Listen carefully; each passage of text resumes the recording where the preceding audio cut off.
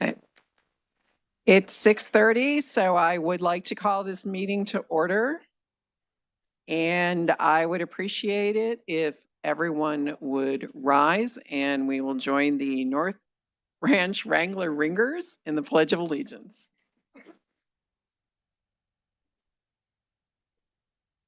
Pledge of Allegiance to the United States of America and to the republic one nation under God, indivisible, with liberty. Can we have another round of applause before our ringers leave us? And are there any parents here of these incredible performers? Give us a wave. Thank you so much for sharing your students with us tonight.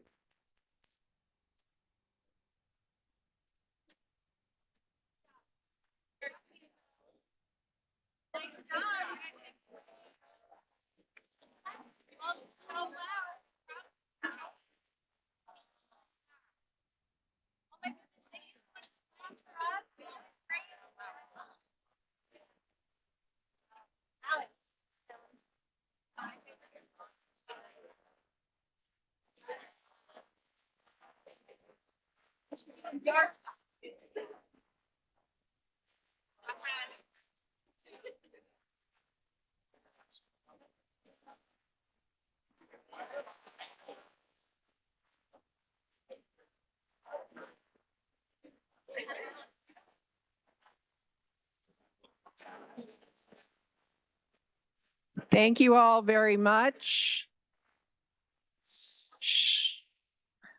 Thank you. Next on the agenda, may I have roll call, please?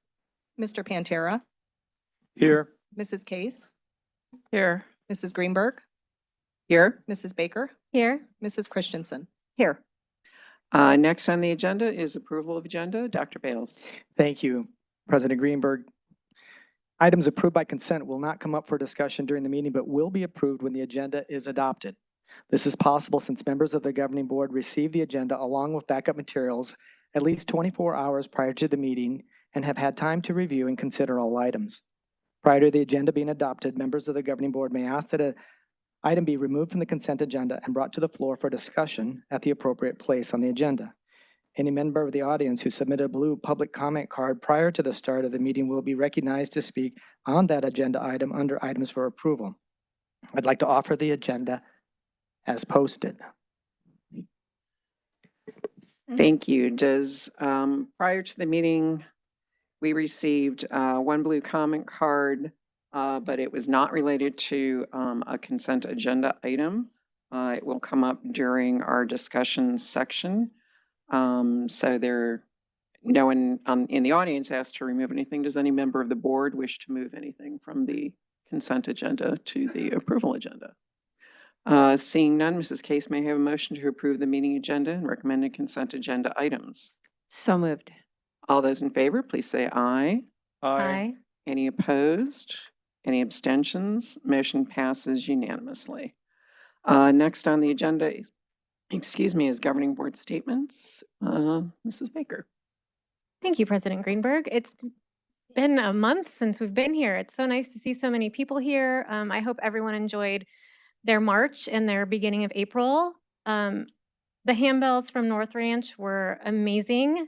I loved hearing them, and I'm so glad that the students are still playing them. I remember way back when I was in elementary school playing the handbells, and so it's really nice to see that they're still being used. We celebrated National Paraprofessionals Day, and so I just wanted to thank all the paraprofessionals in our district. You are all such an important and valued part of our district, from providing classroom support, reaching out to each student, assisting with instruction, covering an extra duty, helping a student find a classroom, just all the extra time and care you put into your job makes the teacher's job possible. The teachers wouldn't make it through the day without all of you. And so I just want to say thank you. And I want to thank UPC for providing each of our paraprofessionals with an appreciation gift. So thank you.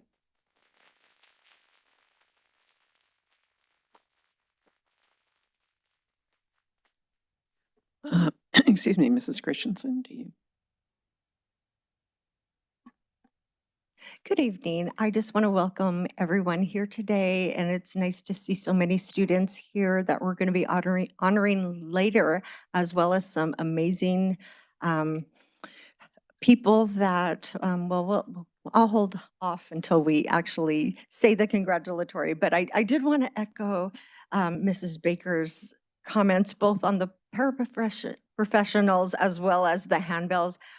I know I'm dating myself, but I played the handbells in the 80s, the 1980, long time ago when I was in a high school band. So it's so wonderful to see our young people come, and this is one of my favorite parts of being on the governing board, is to be able to see our amazing students perform. Thank you, Mrs. Christensen. Mr. Pantera? Thank you. Again, good evening, everyone. Glad you're here. Those handbells, it's just like being inside a little music box, wasn't it? You close your eyes. I just want to wind it up again and let it go again. I'm telling you, it was wonderful. I really enjoyed that. Of course, when I went to school, we didn't have the handbells. We had the hand rocks, and sticks. So there was that. But this is a big improvement. I'm so happy that we got to enjoy that today. This week I was at Mayo Clinic looking at our project search program. I can't say enough how wonderful this program is. These interns go in there, they learn all these different skills, and then when they're finished, they've got a job. They're ready to go. And I think the last I heard, it was 100% of the people go through that have a job. How many things where you go to some of these trade schools, whatever, 100% have a job by the time they're done? Not many, I'll tell you. And that's just the tip of it. But really, to get to that point, they had to be in our district so many years, doing all the skills, learning all the things to be able to even apply and become part of this intern program. It just shows the depth and breadth of what we do here in PV. I'm so proud of it, and it made me so happy to be there that day. Thank you, Mr. Pantera. Mrs. Case? Thank you. Welcome, everyone. I have a few things. First of all, I want to say the North Ranch Bell Choir was amazing. I have never seen anyone so young. I didn't know that we even had that. It seems like I would know that. That was fabulous. I've only seen older people do that. I will say that those students are learning about counting in music, and that is a skill that I learned in band in elementary school. And sometimes I think back to my band director from elementary school, and I'm so grateful for what I learned in public education and that I had that opportunity that I wouldn't have had any other way. So there's some really cool things that our students get to be involved with. I want to broach kind of a different kind of a subject here. I've been listening to some studies recently on the effect that not just cell phones, but cell phones that have Wi-Fi have on students. And from what I understand, England is now banning them in schools because it's affecting the students' learning. And the professor that I listened to in this podcast was explaining, he's written a book about it, he's a researcher. He was explaining the fact that it's very hard to concentrate when you have notices all the time going off. And since I've been paying attention to myself and understanding what happens. And so what he does with his college students is have them turn off the notices, and the students are over and over again saying, wow, I can actually learn. This is great. And for our students in calculus, it's to have that level of thinking going on. I'm going to talk about this again, but it's something I am very much a proponent of students learning, and I don't want there to be anything to get in their way for students to achieve their full potential. And I just somehow think we need to have some discussions about that and think about it. And so many times it's the parents who hold back So this is a forum I'm kind of talking to, is the parents who want their children to be able to, for them to get a hold of them anytime. Anyway, I'll come back with some more comments in the future, but I'm hoping that our students have, and I'm one person on the board. There's nothing I can do without an entire board. I'm just opening a thought here. And I just want to say, I have a young lady that I'm associated with, and she just got into the health program at PV. She was so just accepted. And I can't tell you how excited she is, and that she's going to leave high school with a certificate that she can put herself through college with in health careers. And I'm just thrilled at the opportunities that our students have in so many areas. So thank you. Thank you, Mrs. Case. I'd like to welcome, we've got quite a full house. I'd like to welcome everybody here. And I also had the opportunity to join Mr. Pantera and Dr. Bales and Ms. Copen up at Mayo yesterday to do the tour for Project Search. It is an extraordinary program. The students gain so much from what they are able to learn literally on the job, but as well as in the classroom. That, and these are students that I think most of us would say that's not their path. That's not going to be their path in life quite often. But these are students who want to work and want to be part of society in the way everyone else does. And the fact that we're able to help them get there through this program. They have commitments that they have to make. These are students ages 18 to 22 who we still service in our district, but if they join this program, they acknowledge it's the last year that they will be part of PV as a student, and they are gaining skills to be able to be that, for that to be their last year. So it's a program I'd hope to visit quite often. I want to thank, I know Deb's not here, but Deb Kozak is the United Parent Council co-chair for the special ed committee, and she's been so instrumental in getting this program and getting the partnership with Mayo going. And she's invited us all for quite some time, so I'm really pleased we're able to, post-COVID, finally get up there. And I highly, urge my colleagues, if you haven't, to try and do that.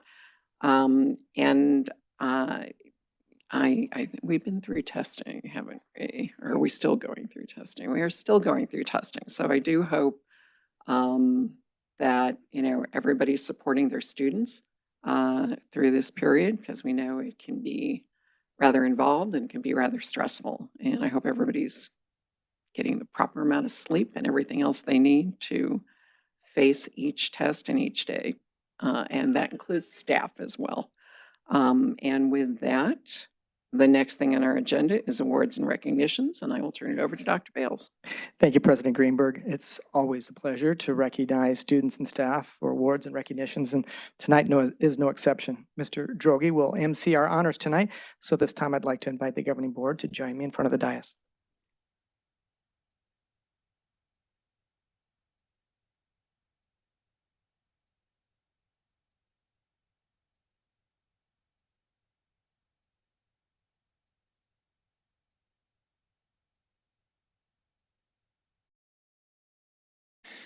Good evening, President Greenberg, governing board members, Dr. Bales, members of cabinet, and attendees both in person and virtual. Tonight, we have several recognitions to share with you. This evening, we'll be inviting our honorees to the front of the room for recognition and a photo. So when I call your name, please make your way to the front of the room. Our first honoree tonight is making quite a name for herself in the field of STEM. This student was recently recognized and awarded the NCWIT National Aspirations in Computing Award for her work within the community and aspirations with computing. She was previously recognized at a past board meeting for her role in PV WIT and her high academic achievement during her time here in PV schools. Please help me welcome from Paradise Valley High School, Asta Mattal.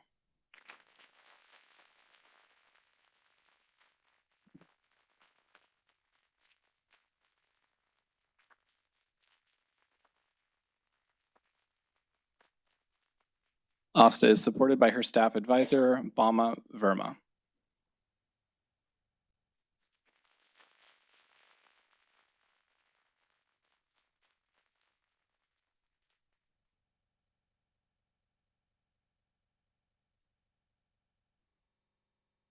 Our next award recipients won gold at the NC-WIT Aspirations in Computing state competition. They were selected based on their aptitude and aspirations in technology and computing. These students possess exceptional computing experience and are involved in computing-related activities. They also are models for leadership at their school and within their community. Please put your hands together from Paradise Valley High School, Kaylee Patton.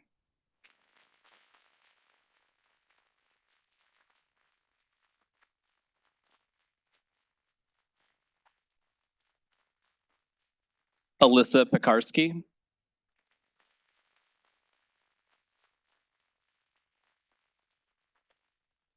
Tatum Barrington.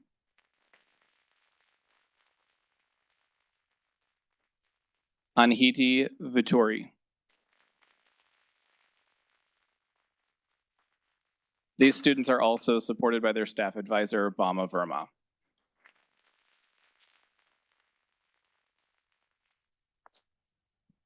Our next honorees did a remarkable job at the Northern Arizona Festival of Theater, where they qualified to attend the prestigious International Thespian Festival this summer. These students won superior distinction in many areas, including musicals, monologues, group acting, lighting, and more. This group has also been ranked #1 in the state, and they truly are top tier. Please hold your applause until the end of all of the names. First up is Hazel Acosta.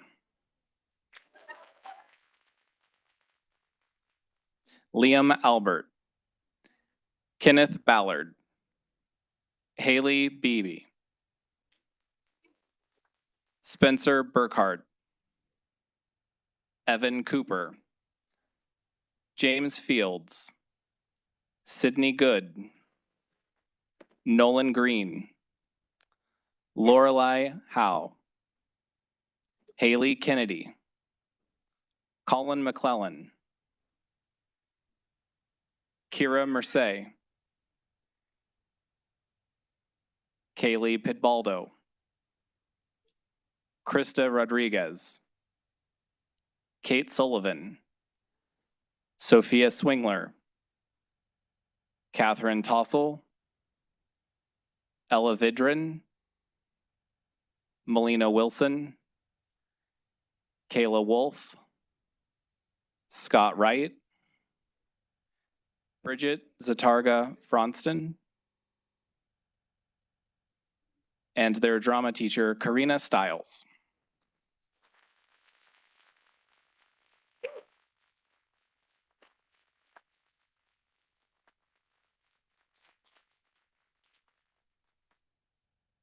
Small's in the front, tall's in the back. You know the deal.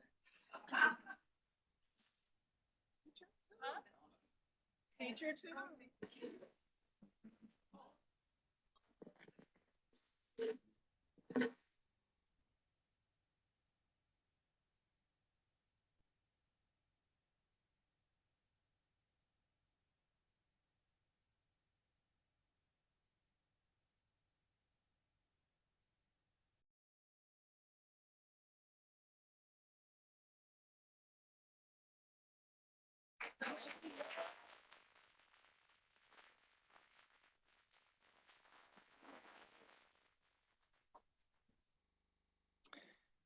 These next award winners earned accolades at the annual Arizona Decastate Conference. Each year, this conference honors students who are emerging leaders in the areas of entrepreneurship, marketing, finance, hospitality, and management. These students have worked hard, studied, practiced, and prepared. Their work has paid off with 7 DECA students earning first place recognitions. Please put your hands together from Pinnacle High School, Bryson Carlson.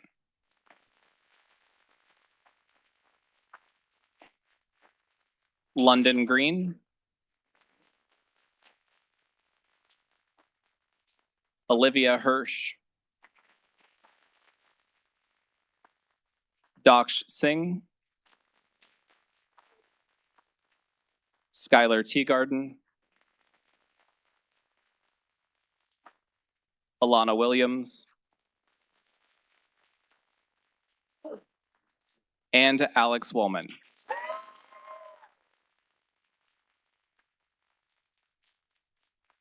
These students are supported by their staff advisor, Cheryl Shea.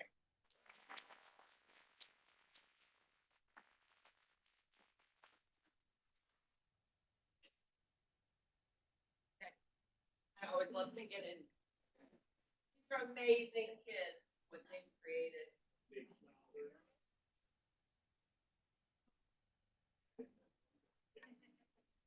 By the way, these are all seniors.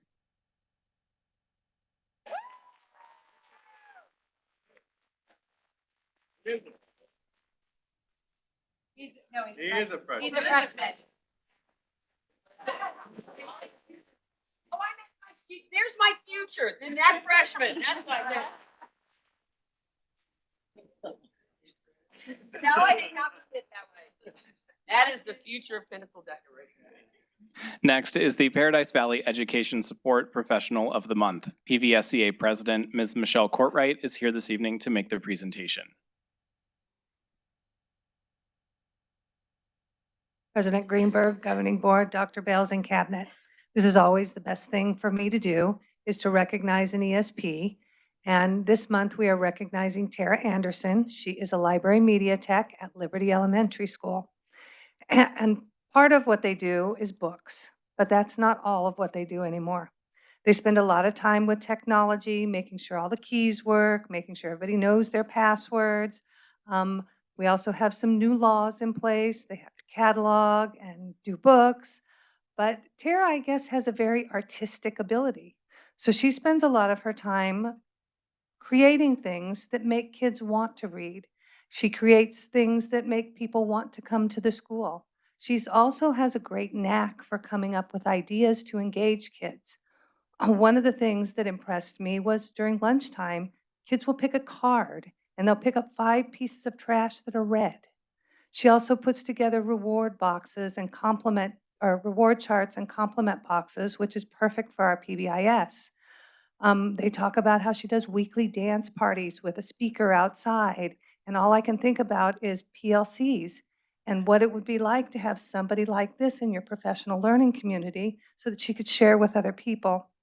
We truly have remarkable ESPs in this district, and I am very proud to recognize Tara Anderson this month. Thank you.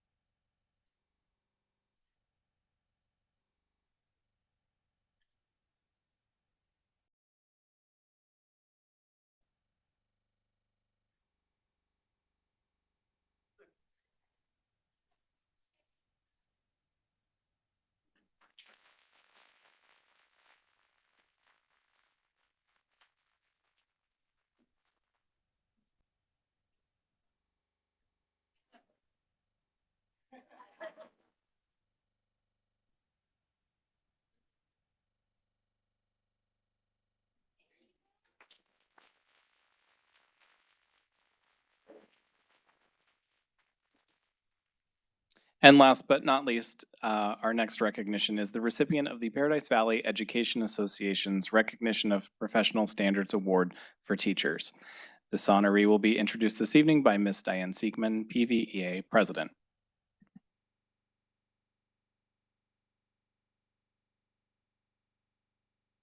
Good evening, President Greenberg, Governing Board members, Dr. Bales, and Cabinet and guests.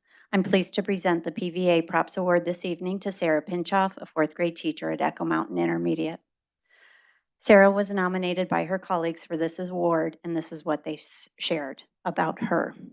I would like to nominate Sarah Pinchoff for the Props Award.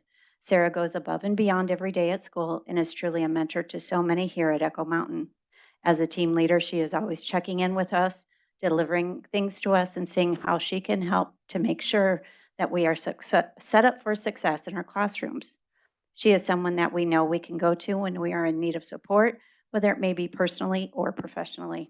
It's amazing to see the joy she has for the work that she does, the positive relationships that she has with her students, and we are so lucky to have such an amazing role model here on the mountain. I'm pleased to present the PVA Props Award to my colleague, Sarah Pinchoff, who is here with her principal and amazing staff members.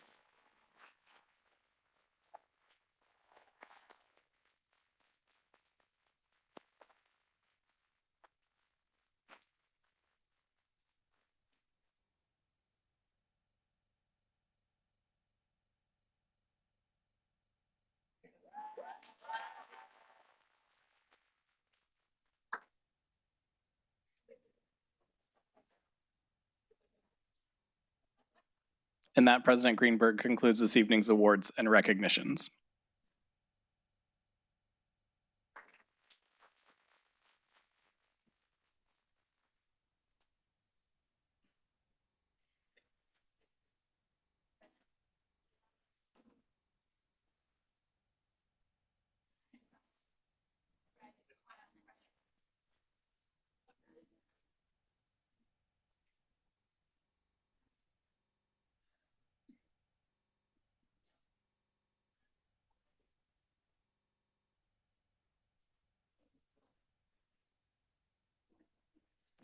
Congratulations again to everybody we just recognized.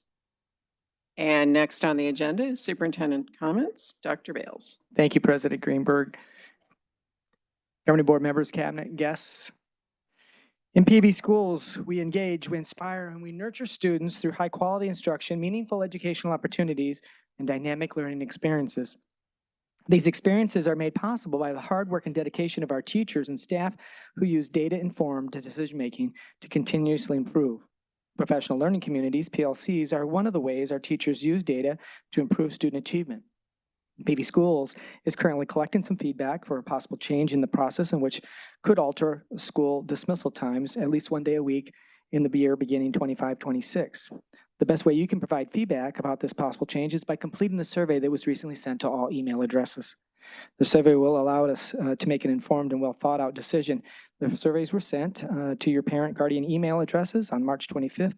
We ask that you take a look for it, and if you haven't, please complete and send back before April 12th. This next item is really special. It's our prom boutique, and I recently had the opportunity to go out to Sweetwater Community School and record my podcast segment live from Sweetwater, from the prom boutique, and that was our State of the District that you can find online. There, I interviewed two of our amazing staff members who volunteered their time to make this a very, very remarkable cause possible. And for the past 7 years, that's right, 7 years, our PVA has led and developed this opportunity, created the space for high school students to get formal attire for prom, including dresses, suits, accessories, shoes, unopened toiletries, and much, much more. Gift cards, dinner opportunities. I'd like to extend a special thanks to our teachers. It's wonderful, and it's so important that this opportunity happens for PVA students. A thank you to our many donors and to our volunteers for making this boutique happen. And a special shout out to a retired teacher by the name of Pam Lambert. Pam taught in this district for many years, and she volunteers to do all of the fittings and hemmings for these young people. It's amazing. And with prom right around the corner, we want to remind you there are 3 more shopping days left for students. All they need is a current PVUSD ID, April 9th, April 16th, and April 20th, and this is for PV students only. Must have your current student ID if you want to shop, and it's free to our students. If you want more information on the Prom Boutique, check out episode 30 of our podcast, PV Beat, or visit our website at pvschools.net. Next, a student and community job fair opportunity. That's right, attention all PV schools, high school students, and PV students across, even our community members, are invited, you and your families, to join us on April 17th from 4:30 to 7 p.m. at Shadow Mountain High School for our student community job fair. And whether you're searching for a part-time or full-time entry job, you can jumpstart your career here. Employers like the City of Phoenix, Harkins Theaters, JW Marriott, Starbucks, Valley of the Sun, and much more, including PV schools, will be at this event answering questions and showcasing the many incredible career opportunities offered within each organization. Students do not need to register for this free event. For more information, please contact our College and Career Services Department.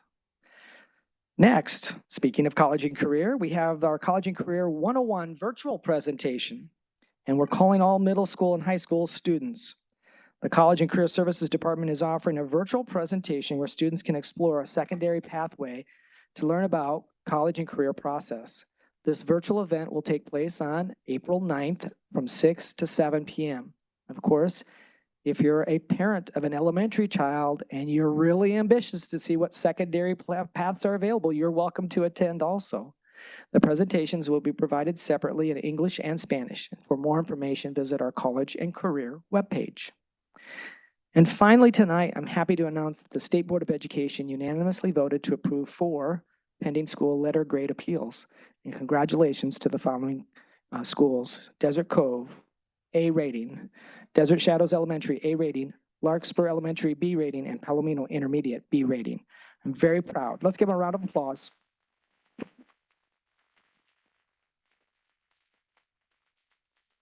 Very proud of the hard work that happens at each of these schools, the commitment they have modeled throughout the process, and each school continues to show proficiency in academic growth and demonstrates their readiness to succeed at a higher level. So congratulations. And that concludes my comments tonight, President Greenberg.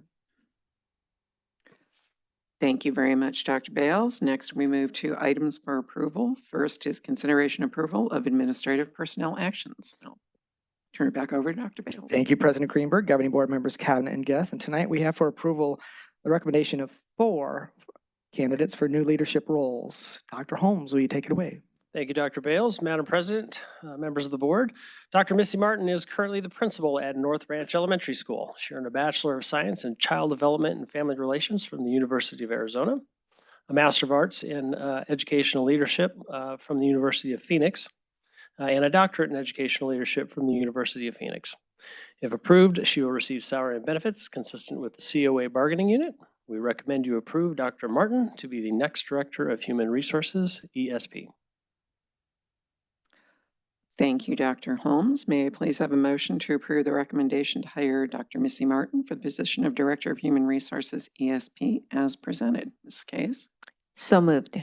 Do any board members wish to make a statement? All in favor, please say aye. Aye. Any opposed? Any abstentions? Motion passes unanimously. Congratulations, Dr. Martin.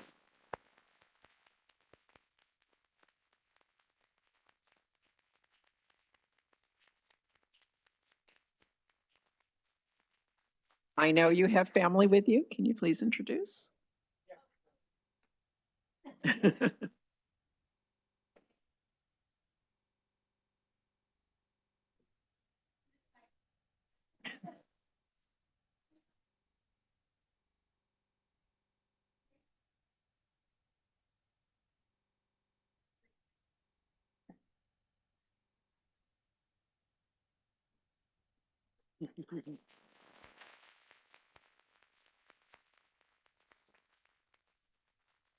Next on the agenda, Dr. Danielle Else is currently the principal at Fireside Elementary School. She earned a Bachelor of Science in Business from USC, a Master of Science in Educational Studies from USC, and a doctorate in Educational Leadership also from USC.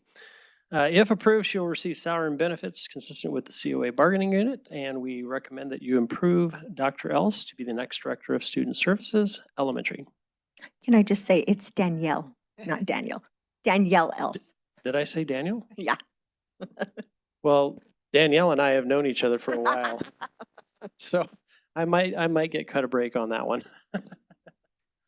May I please have a motion to approve the recommendation to hire Dr. Danielle Else for the position of Director of Student Services Elementary as presented? So moved. Do any board members have any other comments they wish to make? Mrs. Baker? I just want to say the next principal at Fireside has some big shoes to fill. You will be missed, but I'm so happy for you. Anyone else? All in favor, please say aye. Aye. Any opposed, please say nay. Any abstentions? Motion passes unanimously.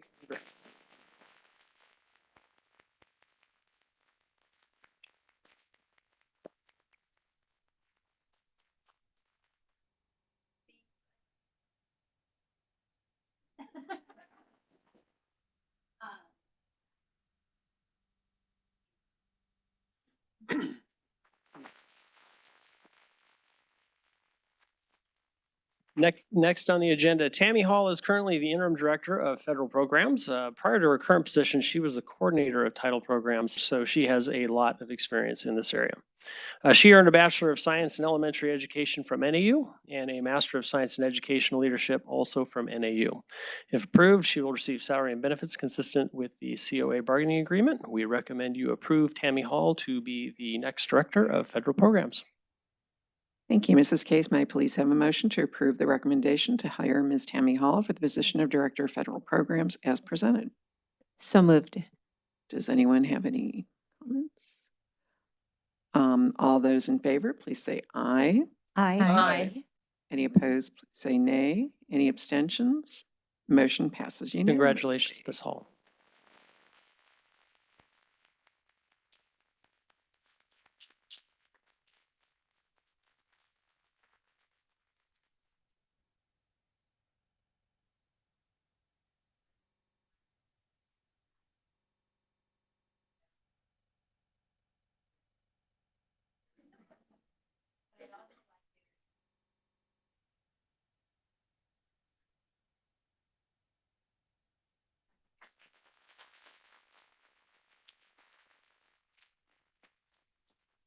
And finally, Connor Hutchison is Connor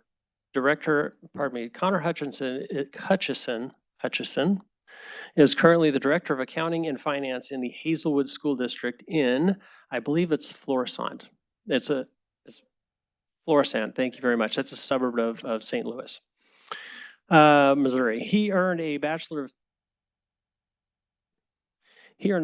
Science in Accounting from Missouri State University and a Master of Science in Accountancy from ASU. He is a CPA. If approved, you will receive salary and benefits consistent with the COA bargaining agreement. We recommend you approve Mr. Hutchison to be the next Director of Budget and Finance. Mrs. Case, may I please have a motion to approve the recommendation to hire Mr. Connor Hutchison for the position of Director of Finance and Budget as presented? So moved. Anybody have any comments? Seeing none, all those in favor, please say aye. Aye. Any opposed, please say nay. Any abstentions? Motion passes unanimously. Mr. Hutchison could not be here this evening. He actually still has a job in St. Louis, Missouri area. But we'll be sure to introduce you at an upcoming board meeting soon. Thank you very much, Dr. Holmes. Next on the agenda is consideration approval of COBRA Administration Health, Life, and Employee Paid Dental, Vision, Flexible Spending Account, Short-Term Disability Insurance Providers, and premiums for 2024-2025. Dr. Bales. Thank you. We're going to turn that right back to Dr. Holmes. Madam President, members of the board, we request your approval of our various insurance providers of premiums as presented. There is a 9.3% increase to our health insurance premiums with respect to both employer and employee costs, and a small increase to our dental plans. Other than that, there are no other changes in premiums or providers, and we recommend your approval. Thank you. Excuse me, Mrs. Case. May I please have a motion to approve, and I'm going to read it all again. The COBRA Administration Health, Life, and Employee Paid Dental, Vision, Flexible Spending Account, Short-Term Disability Insurance Providers, and premiums for 2024-2025 as presented. So moved. Does any board member have any comments or questions? Mrs. Case? Unfortunately, the cost of everything has gone up, and this is one more area. And I'm in enough meetings where we work really hard for it not to affect the employees as much as we possibly can. And thank you for your service, and we truly are doing the best we can. Thank you, Mrs. Case. Anybody else? Seeing none, all those in favor, please say aye. Aye. All those opposed, please say nay. Any abstentions? Motion passes unanimously. Next on the agenda is consideration and approval of an agreement, excuse me, with the City of Phoenix for high-intensity activated crosswalk, Hawk Light, at 68th Street and Thunderbird Road. Dr. Bales. Thank you, President Greenberg, Governing Board members, Cabinet guests, and we do present for approval the recommendation to authorize the superintendent to enter into this agreement with the city of Phoenix. As you mentioned, Hawklight is a high-intensity activated crosswalk at 64th Street and Thunderbird. This is a very busy area, and we've had many years of conversation with the city of Phoenix to try to get something there. And they had actually initiated it with us this past year, and we're thankful for that opportunity, and also thankful that we have the opportunity to make a contribution towards that installation. We do recommend approval. Thank you. Mrs. Case, may I please have a motion to authorize the superintendent to enter into an agreement with the city of Phoenix for a high-intensity activated crosswalk light at 68th Street and Thunderbird Road as presented? So moved. Does any board member have any comments or questions? I have a question. Mrs. Case? Is it 68th Street or 64th? It's 68th Street, Okay, because you said 60. I mean, okay, it's 68th Street. 68th, And 68. which students will, what schools? These are Sandpiper students primarily. Primarily. Okay, thank you. Does anybody else have any questions or comments? Seeing none, all those in favor, please say aye. Aye. All those opposed, please say nay. Any abstentions? Motion passes unanimously. Next on the agenda is acceptance of gifts and donations. I'd like to review just a few. We had a really long list this time. I'd like to thank the Sidewinder PTO at Desert Shadows Middle School for donating over $6,000 for a sound system in the cafeteria. The Desert Trails Elementary School PTO donated just under $2,300 for student desks. Dorito Partners Incorporated donated $1,000 for the Caught Being Kind store at Echo Mountain Intermediate. Greyhawk Elementary's PTO donated just over $1,400 for the music program. The Schonefeld family, Swing for Sam, donated $1,000 for athletics to Horizon. We had 2 anonymous donations to the James P. Lee Early Childhood Learning Center. One for $1,645, a rolling floor mount for a Dynavox device for assistive technology, and just under $14,000 for I'm going to say this wrong, Tobii Dynavox AAC device / eye gaze, again, assistive technology. Excuse me, at PV High School, Noreen Nagayo donated $5,710, various tools and pastry equipment for the culinary arts program. Bullseye Services LLC donated $4,100 for the welding program. At Pinnacle Peak Preparatory, the Episcopal Church of the Nativity donated $1,000 for the soil for the school garden. At Roadrunner, Crystal Dodson donated over $1,000 to the site discretionary fund. And at Sunrise Middle School, Yervashi Vashitha donated $2,000 for special ed tech, and Wells Fargo donated $1,850 for special education technology. Again, that was quite a long list, but the full list is even longer, and we'd like to thank all of our very generous donors. It makes an incredible difference. Your generosity makes a very incredible difference to our students. Mrs. Case, may I have a motion to accept gifts and donations, please? So moved. Does any board member wish to make any comment or have any questions? Seeing none, all those in favor, please say aye. Aye. All those opposed, please say nay. Any abstentions? Motion passes unanimously. Next on the agenda is call to the public, so please turn your attention to the video monitors.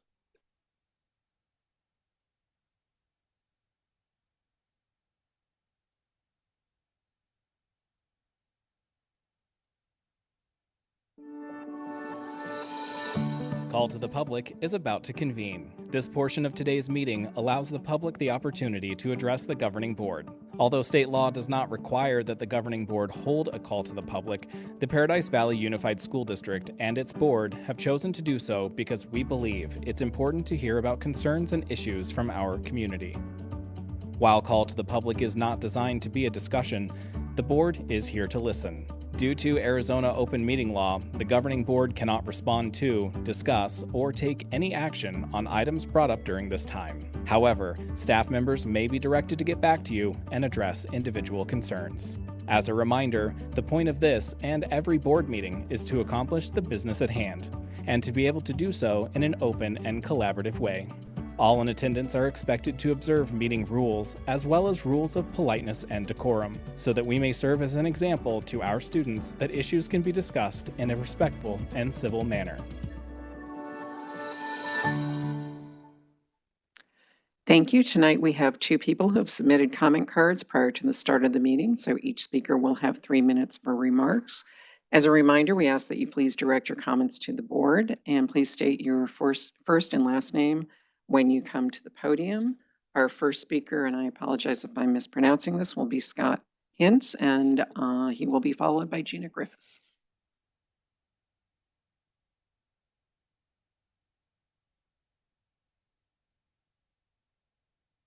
Hello, my name's Scott Hinsey. I have 4 kiddos going to Copper Canyon Elementary School. I'm also, I guess, a PVUSD alumni, grew up in the area. And I wanted to, I'm not sure if this is the right forum to bring this up, but I figure I would just bring it up and we can go from there. But before I get into that, Dr. Bales came to our first PTO meeting this year, and it was appreciated. It was good to see a friendly face there. And then secondly, Miss Case or Member Case, your cell phone thought that you brought up, I appreciate that, and I think that's important moving forward. So I think that's good to open that discussion. Okay, so our school this past Monday was informed that our students wouldn't be able to have our direct solar eclipse viewing, that we had got approval from the district to do so. All of our kids got pretty excited about it, and permission slips went out. We put all these policies and procedures in place so that our students could be safe doing it. We purchased solar eclipse glasses for all of the students. And it was an exciting thing, you know, one of those few items where you can really get something scientific that can capture the imagination of students and maybe change someone's mind going forward of what they want to do in life, and just a really cool thing for the students to be able to do. So this Monday, we got informed that the district told us that we're no longer allowed to let our students have that direct solar viewing. And I think the thought came from a good place, caution, worried about the students looking at the sun. But I think some of those decisions that are made in fear, maybe not the best way to do it. And it doesn't have that spirit of adventure, that those thoughts of how it can, you know, be a really great thing for the students. And all the glasses were the ISO standard, the 12312-2. So I just wanted to bring it up here and say that I think for the future of PVUSD, you know, we're competing against private schools and charter schools and other elementary schools throughout the valley. And if we want to compete, we got to make decisions from a brave standpoint and a competition standpoint, where we're trying to get these students from around the valley. And I just think if we make those decisions from fear, you can ask all of our sports coaches, it's hard to compete if you're afraid of what you're doing. So I hope we can look at it and make some brave decisions moving forward, and make some positive decisions that can capture the imaginations of our kids. Thank you. Thank you, Scott. And just as a follow-up, we do have some parameters, and I'll have Dr. Jaros follow up with you as well.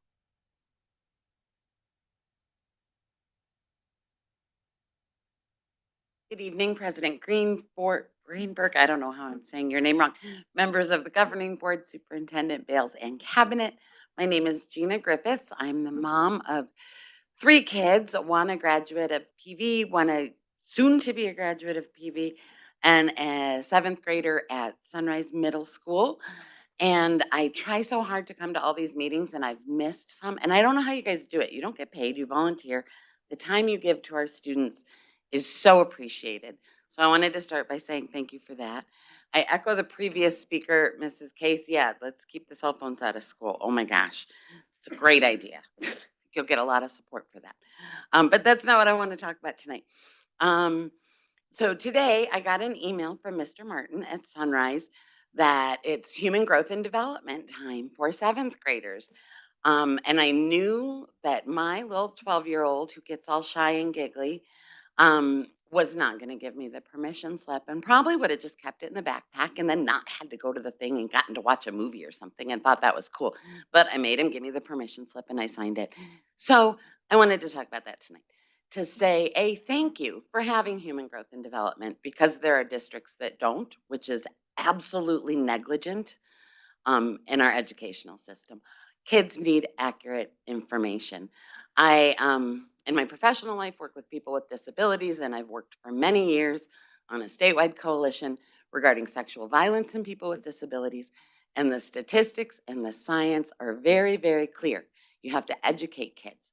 You have to educate people accurately. You have to teach them about consent. You have to teach them about relationships. I honestly don't think what we do goes far enough, but at least we haven't given up on it.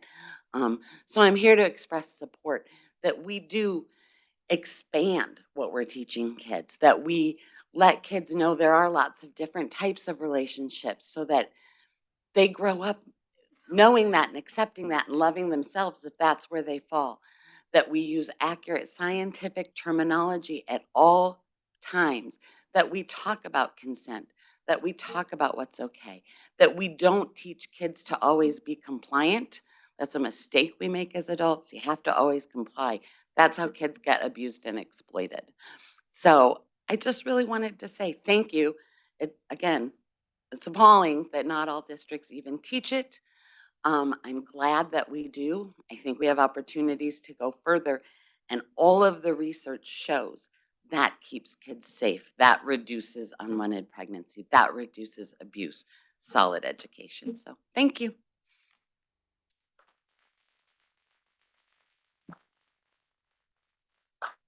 Thank you. Next on our agenda are items for discussion. We have quite a number of policy reviews, so I'm going to turn it over to Dr. Bales. Thank you, President Greenberg, governing board members, cabinet, and guests. Yes, does appear to be an exhaustive list of 17 policy revisions. The next 17 items are just that, and they are mostly just small language cleanups and revisions to comply with recent legislation. Most of this is just simple language cleanup, and up first is policy GBE on communication and feedback. With the 17 policies, I'll facilitate the popcorn with Mrs. Greenberg and answering questions if there are any. I know that the governing board members have had these for a couple of weeks to look at, and each cabinet member will respectively take the opportunity to give a brief summary of the changes. So item I1, policy GBE, communication and feedback. This is the language changes here have been updated and revised to align with current practices. So that's what this one is about. And I would be happy to answer any questions. Does any board member have any questions or comments about the changes to BGE? Seeing none, we'll go to I2. Next is policy CFD, that's school-based management, and very minor changes here as well. This policy has been revised to mirror the requirements of state statute. I'd be happy to answer any questions. Does any board member have any questions or comments about CFD? This is pertaining to school consoles. Mrs. Christensen.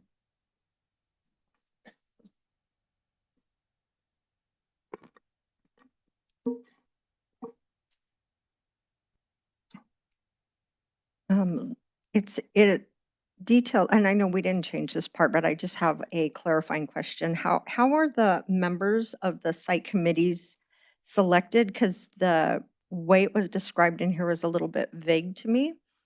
And I was wondering if you can explain that. Sure, each group specified shall select its own school council appointees or members. So parents pick parents and teachers pick teachers and so on.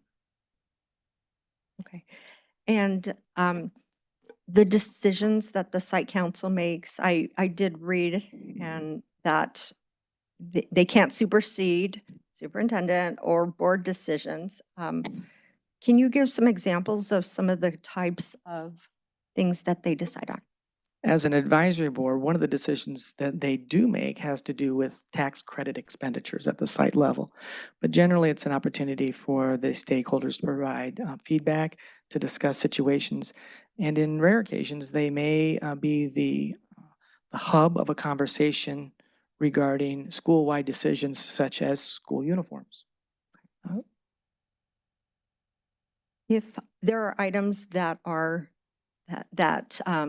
require expenditures, that like, I know that the sites have discretionary budgets. I'm not sure if I'm using the right terminology. Is there a threshold where they have to come to the governing board to get approval, or if it's at the site, then it just stays at the site as long as it doesn't intervene with board policies and state statute. Right. Yep. So we do have procurement thresholds that are applicable to all budgets, whether they're school or district level budgets. So for example, there's a threshold of, I think it's $10,000. If it's over $10,000, it'd have to be 3 written quotes. If it's over $100,000, it'd have to be a RFQ process, RFP process. So those are statute driven, which apply to school budgets as well as district level budgets. Okay.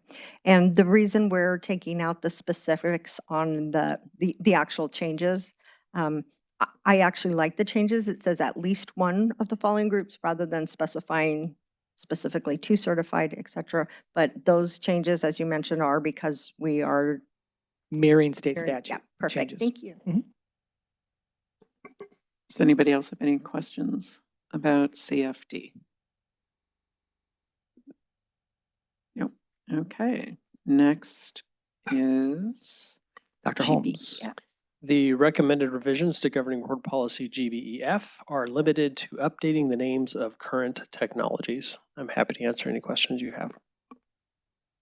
Does any board member have any questions about GBEF? All right. Next is, I'm sorry, GDC.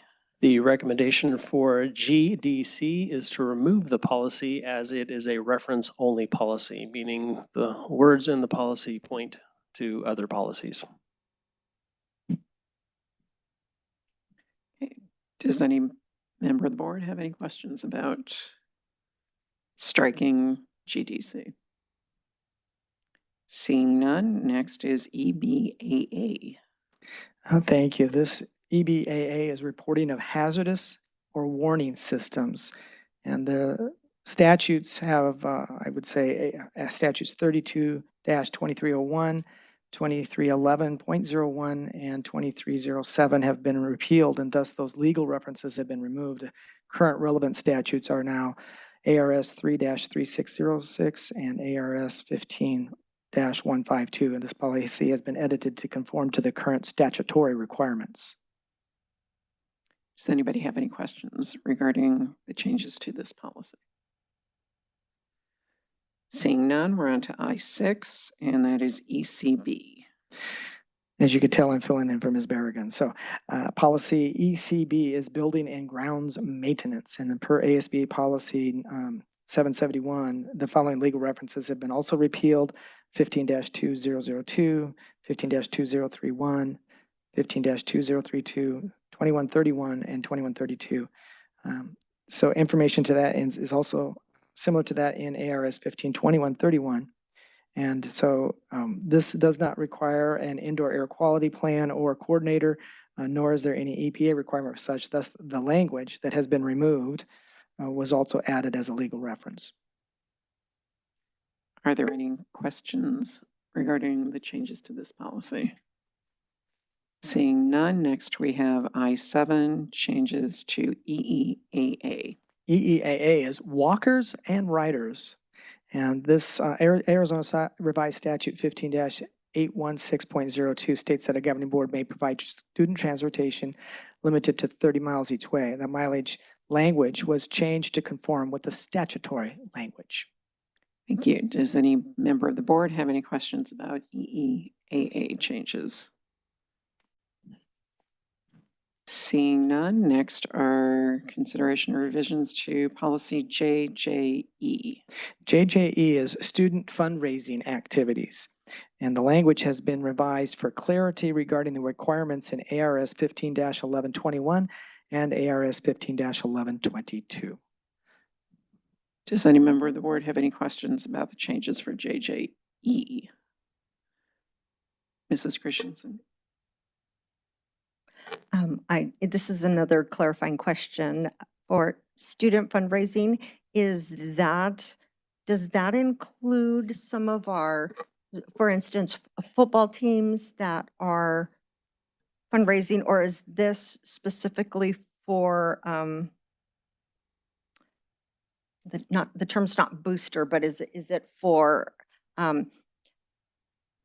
student activities that are not part of like choir is part of a class, but football is not? Can you just clarify is it fundraising for all activities at the school or just certain ones? All student activity fundraising. Okay. But there are other policies that govern PTOs and booster clubs and PTSAs and such, but this specific policy has revisions specific to student activities. And so, yes, there are student activity fundraisers that a football team does, as well as fine arts, visual arts, performing arts, and such. So there are many different, matter of fact, I would say at a high school the size of Pinnacle, there'd be 100 different clubs that have student activities, and this would govern their fundraising activities. And who's responsible for overseeing the governance of those? I know that the governing board does not look into those types of fundraising. They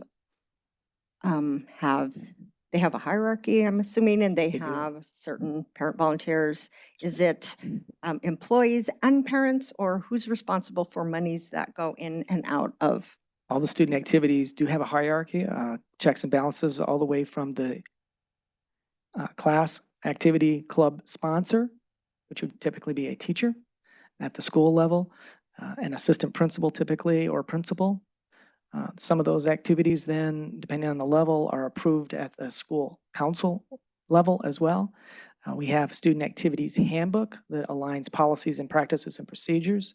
And there are checks and balances in the accounts payable to review all those requests for each requested purchase so that they meet the governing board policies and procedures. Thank you. Does anybody else have any questions or comments? Next on the agenda is I-9, consideration of revisions to governing board policy IHA. And Ms. Copen, I-9. Yes, policy IHA, basic instructional program. Policy language has been updated in the policy in accordance to state statute and Arizona Administrative Code. It aligns this policy with the minimal course of study requirements for K-8 schools. And I'm happy to answer any questions. First, we have a request to address the board comment card on this item from Nicole Kluwick.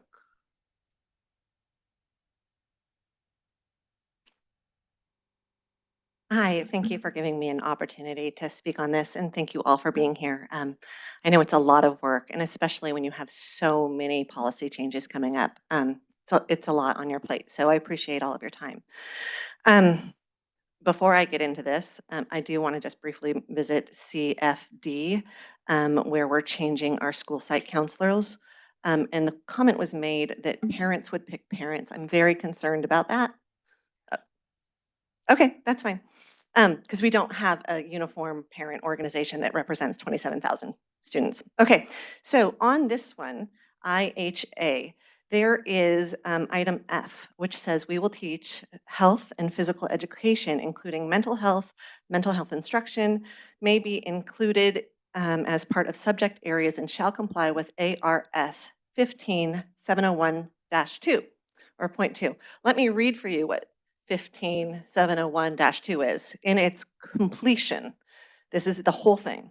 In adopting the course of study and competency requirements pursuant to 15-701 and 15701-01, the State Board of Education shall include a requirement for students to be taught about the Holocaust and other genocides at least twice in the 7th and 12th grades. So mental health has nothing to do with that ARS.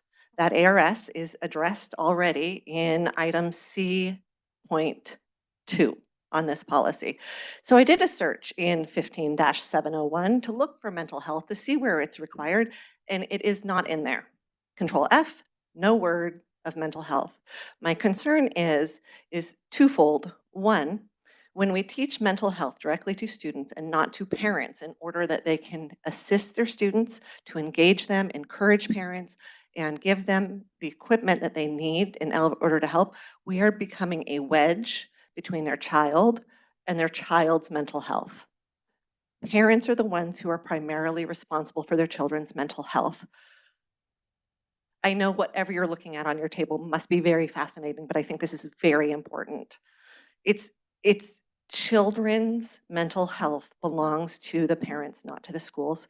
My second primary concern is just in February, the Board of Behavioral Health Examiners, by unanimous vote, revoked the 2003 policy that gave broad exemptions to schools for mental health and counselors. And it retains the practice of licensing behavioral health. So anybody who is found to be practicing behavioral health could be subject to a felony. That is not something I think we should broach. It's very delicate waters, and I think it needs to be addressed. Maybe it was a typo. Maybe it wasn't supposed to be referencing the Holocaust, but it should not go forward as written. Thank you. Thank you. Does any member of the board have any comments or questions regarding IHA? Mrs. Christensen? Can a member of the cabinet explain that item on mental health? Because I also did read that there's been a decision by the Board of Behavioral Health that is concerning, and I believe it's a $500 fine per incident of anybody that is found doing items such as mental health, and it's a very broad category. So can we define what that means in letter F? President Greenberg, Mrs. Christensen, governing board members, we're happy to do a little bit more research on that for you. The policy revision does not require mental health instruction. It says may include, and we are certainly not going to put our staff in any position to violate any state statute or laws, which would create a conflict or penalties. But we may have to do a little more research and provide you with more information, either in the update or at the next reading, since this is just a first reading.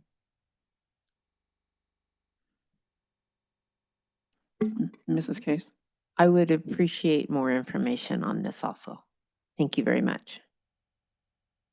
Does anybody else? Mrs. Baker? Yeah, I just think that talking to the students, they are all interested in more mental health supports. And I think it's great that we have included this in our policy, because this is what our students are asking for.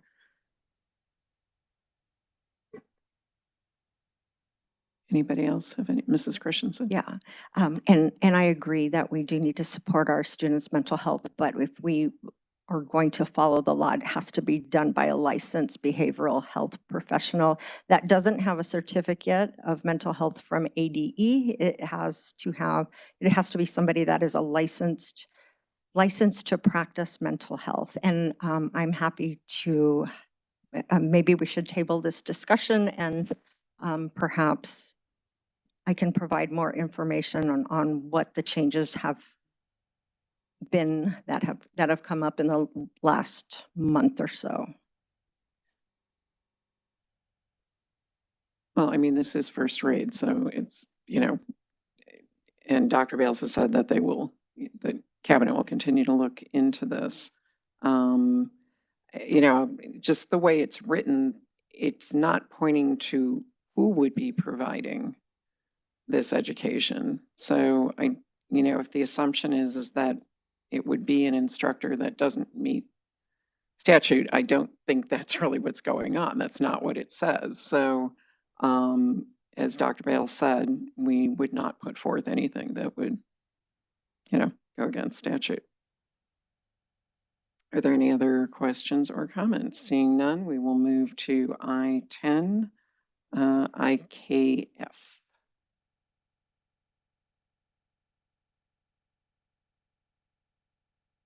Ms. Copeland? Policy IKF graduation requirements. Policy language has been added to policy IKF in accordance with state statute, which requires high schools to provide a total of 1 year of instruction in state and federal constitutions, American institutions and ideas, and in Arizona history, including history of Native Americans in Arizona. And I am happy to answer any questions. Does any member of the board have any questions or comments on IKF? Seeing none, next is I-11, IMA. Okay, yes, policy IMA, teaching methods. Policy language has been updated in policy IMA to align with current practice. The word plan book has been changed to plans, and I'm happy to answer any questions. Does any member of the board have any questions regarding the changes to IMA? Mrs. Christensen? Can you explain what that change means? Because I didn't, when I read through it the first couple of times, plan books versus plans. Can you just explain that a little further? Yes, President Greenberg, Mrs. Christensen, plan book is a fairly old term. It's like kind of refers to the old books we used to have. I think plans is more general because a lot has gone online. Yes. Does anybody else have any questions about IMA? Seeing none, next is changes to policy KEC. I think we're back to Mrs. Copen. We are. Policy KEC, public concerns complaint about instructional resources. Language has been revised to clarify requirements for ARS 15721 and ARS 15341. This clarifies the process for addressing a citizen concern about instructional resources, and I'm happy to answer any questions.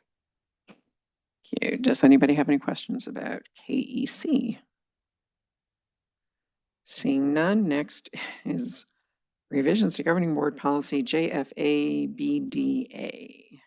Dr. Pitts. Thank you. This one we will toss to Dr. Jarris. Thank you. This is our admissions of students in foster care, and there's some revised language for clarity's sake to be consistent with state statute regarding the enrollment of students when they change schools when they're under foster care. Thank you. Does anybody have any questions to the revisions to JFABDA? And as you may have noticed, the governor just signed a bill that the legislature put forth regarding graduation requirements for children in foster care too. So this supports that effort. All right. If no one has any questions, next on the agenda is governing board policy EBC. Dr. Corson.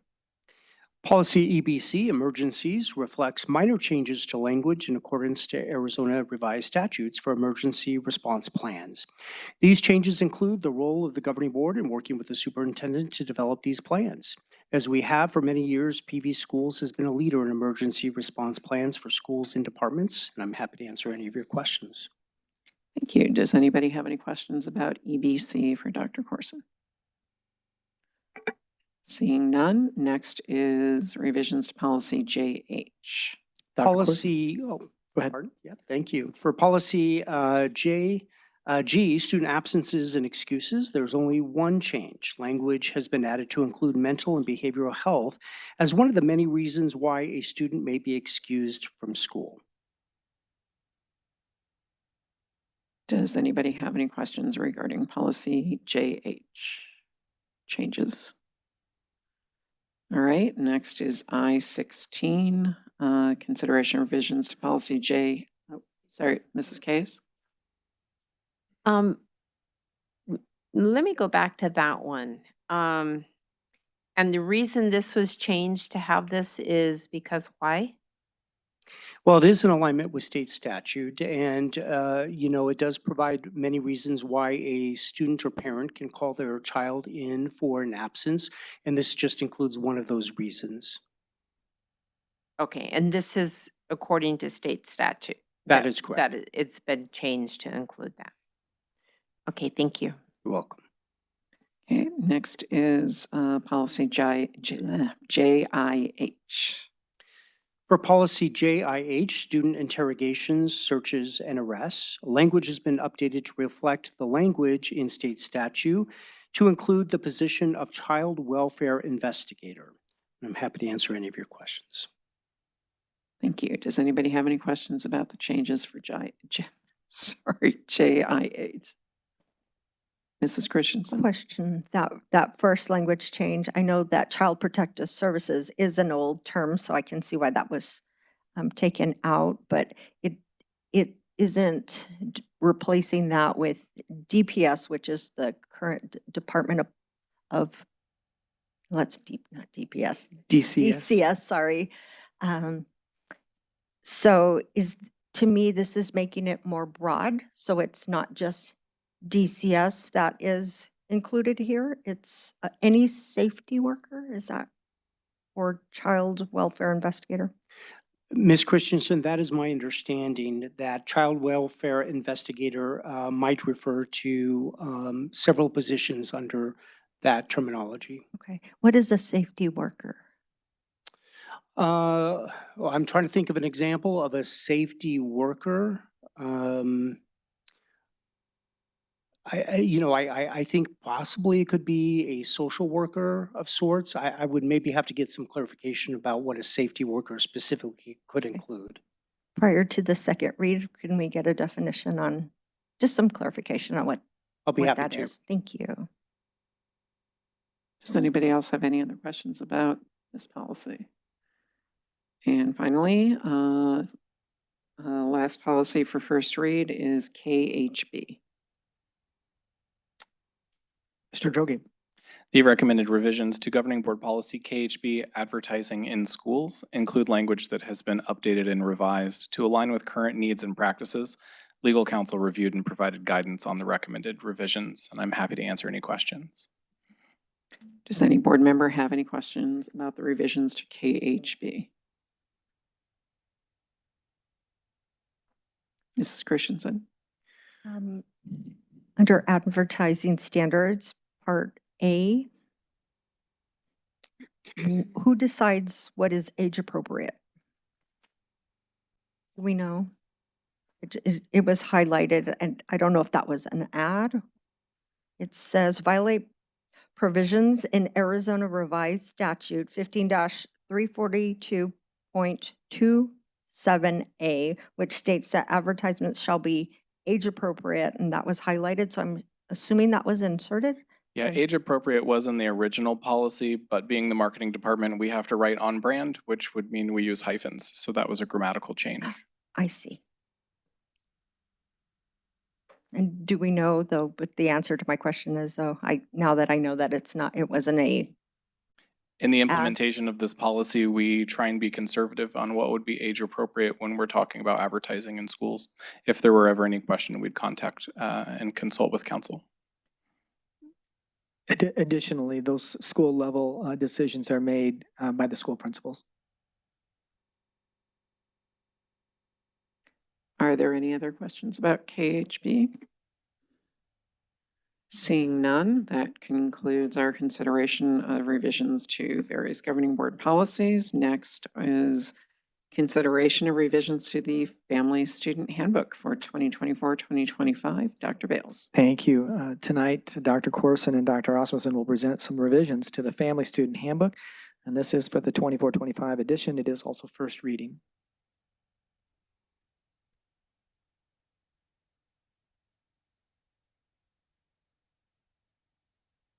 Good evening. President Greenberg, members of the board, Dr. Bales, cabinet, and members of our community. My name is Chris Osmussen, and I am pleased to present the recommended revisions for the 2024-2025 Family Student Handbook.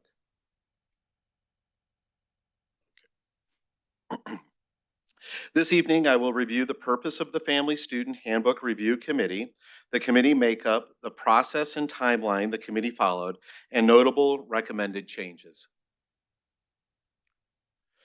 The purpose of the committee was to review the Family Student Handbook language to ensure that the document clearly and accurately communicates the Paradise Valley Unified School District's policies, procedures, and practices. It was not the goal of the committee to recommend changes to policy or to practices. However, during our in-depth review of the language, members of the committee did raise questions about certain policies and practices, and we noted these questions for further review with the right committees and work groups. The Family Student Handbook Review Committee was created following the district's call for committee process, asking that each stakeholder group recommend members from their group to serve on this committee. You can see that the committee was made up of parents, educational support personnel, teachers, and administrators, and we had representation from elementary, middle, and high school, and from learning communities around our district. I would like to thank these individuals. They gave their time, energy, and talent to this endeavor, and they took the work very seriously. They represented their stakeholder groups well. And I see one of our members out there tonight. There we go. For each of the sections that pertain to a specific director or a district lead, their input was gathered. The director was asked to review the current language in the handbook and to provide their recommendations for changes, if any. If the committee had any questions or if we were seeking clarification, we also looped back to the director or district lead for additional input. This year, prior to the start of the Family Student Handbook Review Committee's work, we convened a work team of site leaders from around the district, representing elementary, middle, and high schools. This work team reviewed Section 4, School Behavior Expectations, and made recommended changes for the committee's consideration. And I would also like to thank these site leaders for their time and effort. The Family Student Handbook review process began in December when directors and district leads received language from the handbook that pertained to their department. They were asked to review the language and make recommendations for any changes. In January, the site leader behavior work team met twice to review Section 4. Then on February 1st, with preliminary work completed by the directors, district leads, and the work group, the Handbook Review Committee began their review process. The committee met 4 times for a total of 6 hours, finishing our line-by-line review on February 22nd. The committee was then tasked with reviewing the final red line document and summary of revisions beginning on March 4th. Committee members had the opportunity to suggest additional revisions or challenge proposed revisions up until March 8th. The committee members then approved the recommended revisions. Some notable changes that we would like to include or like to highlight for the board include adding language that explains that prior approval for courses taken toward high school graduation from an online out-of-district provider is required if the course is taken concurrently and they're concurrently enrolled with PV schools. In addition, the language explains the maximum number of credits that may be earned toward graduation. It is also recommended that language be added to explain that English language learners who test proficient will continue to be monitored for 2 years to determine whether they are achieving the Arizona academic standards.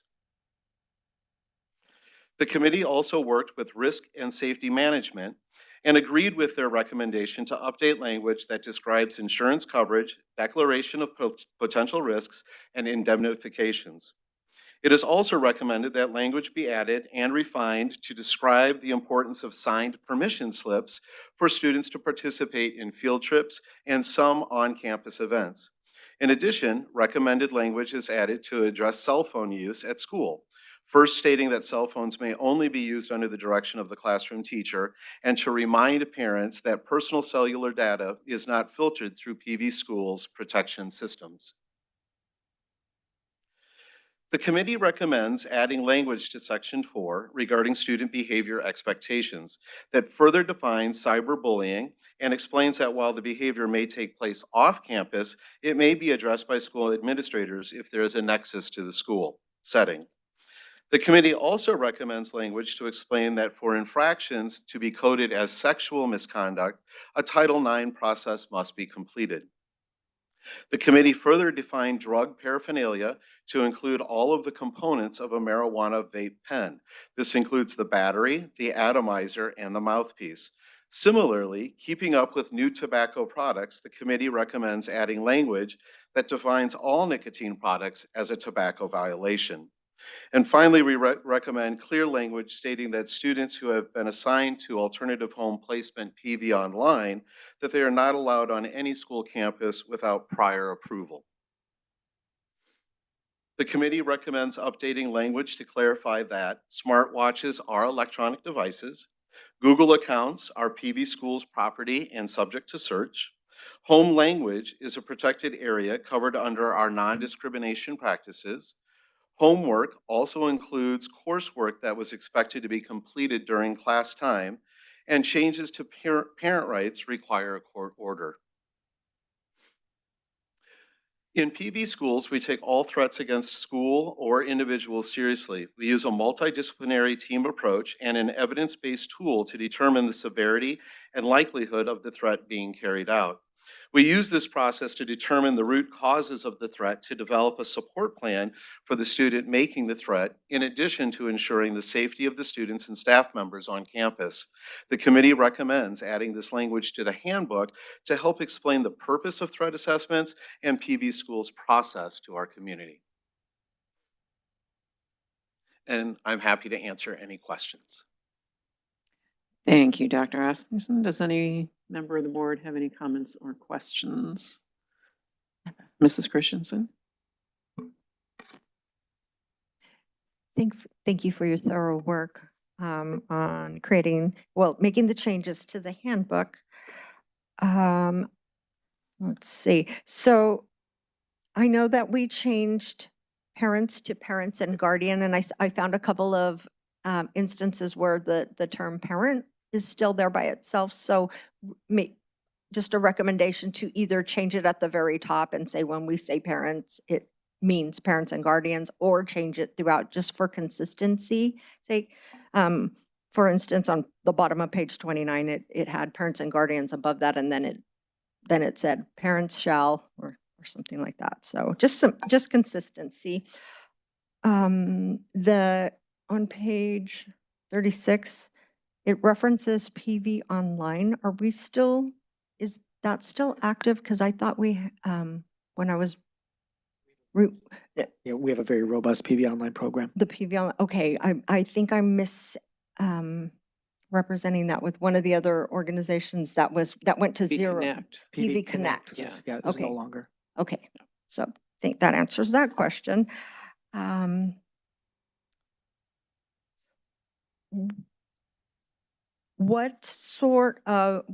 you explain what bullet item 2 on notable changes is? Clarification that infractions coded as sexual harassment requires Title IX process to have been completed.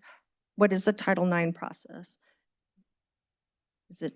So, Dr. Corson, I'll want to help fill us in. Since you're our Title IX coordinator, Dr. Sure. Corson. Thank you. Ms. Christensen, regarding Title IX, Title IX is a federal process that we're required to follow anytime that there is a report or an allegation of sexual harassment or sexual assault. It does include several steps, including an investigator or decision maker who investigates that information thoroughly. It does require a formal complaint to be filed by what we call the complainant, or in this case, maybe a victim or perceived victim in this case.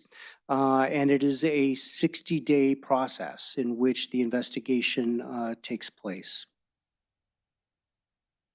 Those are a couple of the highlights. And that needed to be added for any of the sexual harassment. Right. So is there a place, can you direct me to where I can read up on that so that the next time we go through this? Absolutely. We do have Title IX posted on our district website, so you can find information It's been a while. there. I have But I'll be reviewed happy it, but to I think provide some you some changes. direct information or Thank you. links for that information. Okay, perfect. It's at the very bottom of the homepage in the footer. Yeah, I've have reviewed it, but it's been, so, Okay. okay. Also, excuse me, one more recommendation. I have a senior and I've read through this probably 3 times, twice since I've been on the governing board because I've needed to refer people to this or myself. When we make changes, would it be possible to send a note to parents? They may or may not go through and review it, but it would be helpful to allow parents to know, hey, we updated the parent-student handbook because, like I said, there's so much information where our district is very good about providing information, but I think it would be helpful just to let people know that there's been updates and changes so they can review them on their own. Thank you, President Greenberg, Mrs. Christensen.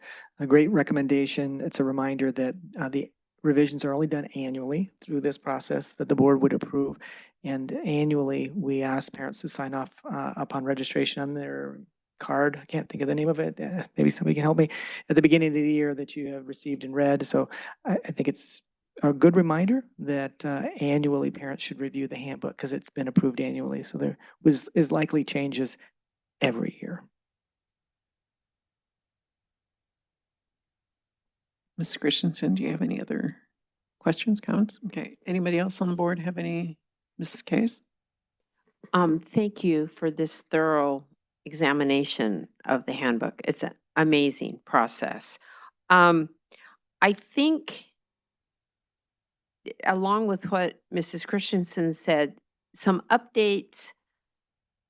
I don't think parents understand the magnitude of things, of wax pen, devices, all of those kinds of things. And we have so many students who get in trouble because of those things. They're utilizing those. I think it would be a good thing to, yes, it's in the policy, but let's just tell the parents, we have updated this and make sure your students know they will be held accountable and let the parents know. I think Mrs. Christensen has a good point there, that it's a good reminder that of what we expect our students, what they're held accountable to. So, and it's such a huge problem with students nowadays. I just think we need all those reminders that we can have. So thank you. Does anybody else have any other questions or comments?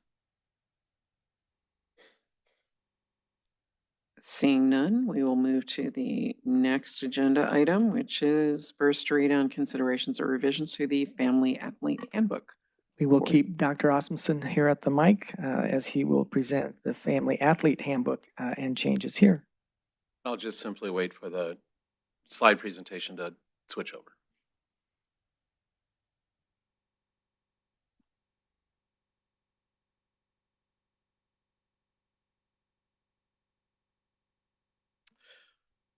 Thank you again. President Greenberg, members of the board, Dr. Bales, cabinet, and members of our community. Again, my name is Chris Osmondson, and I am pleased to present the recommended revisions for the 2024-2025 Family Athlete Handbook. Oops, excuse me. Wrong script. This evening, one more time. There we go. This evening, I will review the purpose of the Family Athlete Review Committee, the committee makeup, the process and timeline the committee followed, and notable recommended changes. The purpose of the committee was to review the Family Athlete Handbook language to ensure that the document clearly and accurately communicates the Paradise Valley Unified School District's policies, procedures, and practices as they relate to athletics. The Family Athlete Handbook Review Committee was created by following the district's call for committee process, asking that parents and administrator groups recommend members to serve on this committee. The 2 district-level athletic directors participated, as well as 2 high school-level athletic directors, and we had representation from both the middle and high school level, as well as representation from learning communities around our district. And I would like to thank these individuals for their time and effort. The review process began with the middle school and district athletic directors meeting to review the flow of the handbook and to make recommendations for the larger committee to consider. The whole committee met twice in February and then reviewed the summary of their work and approved their recommendations electronically in March. Again, the process began with the district level athletic directors reviewing the current book and completing some preliminary work for the larger committee to review. The whole group completed a line-by-line review of the language in the proposed format. Once the line-by-line review was completed, the whole committee reviewed a summary of their work and approved the new format and revised language electronically. The current handbook has content listed in a way that shifts from one topic to another and then back again. Admittedly, it does not have an easy flow. We propose laying out the content of the handbook in an order that starts with broad concepts around athletics to more specific topics around conduct and expectations in a way that is more reader-friendly. It should be noted that the content of these topics did not change. Only the order in which they were presented is what is different. We also recommended adding middle school athletic information to the Family Athlete Handbook.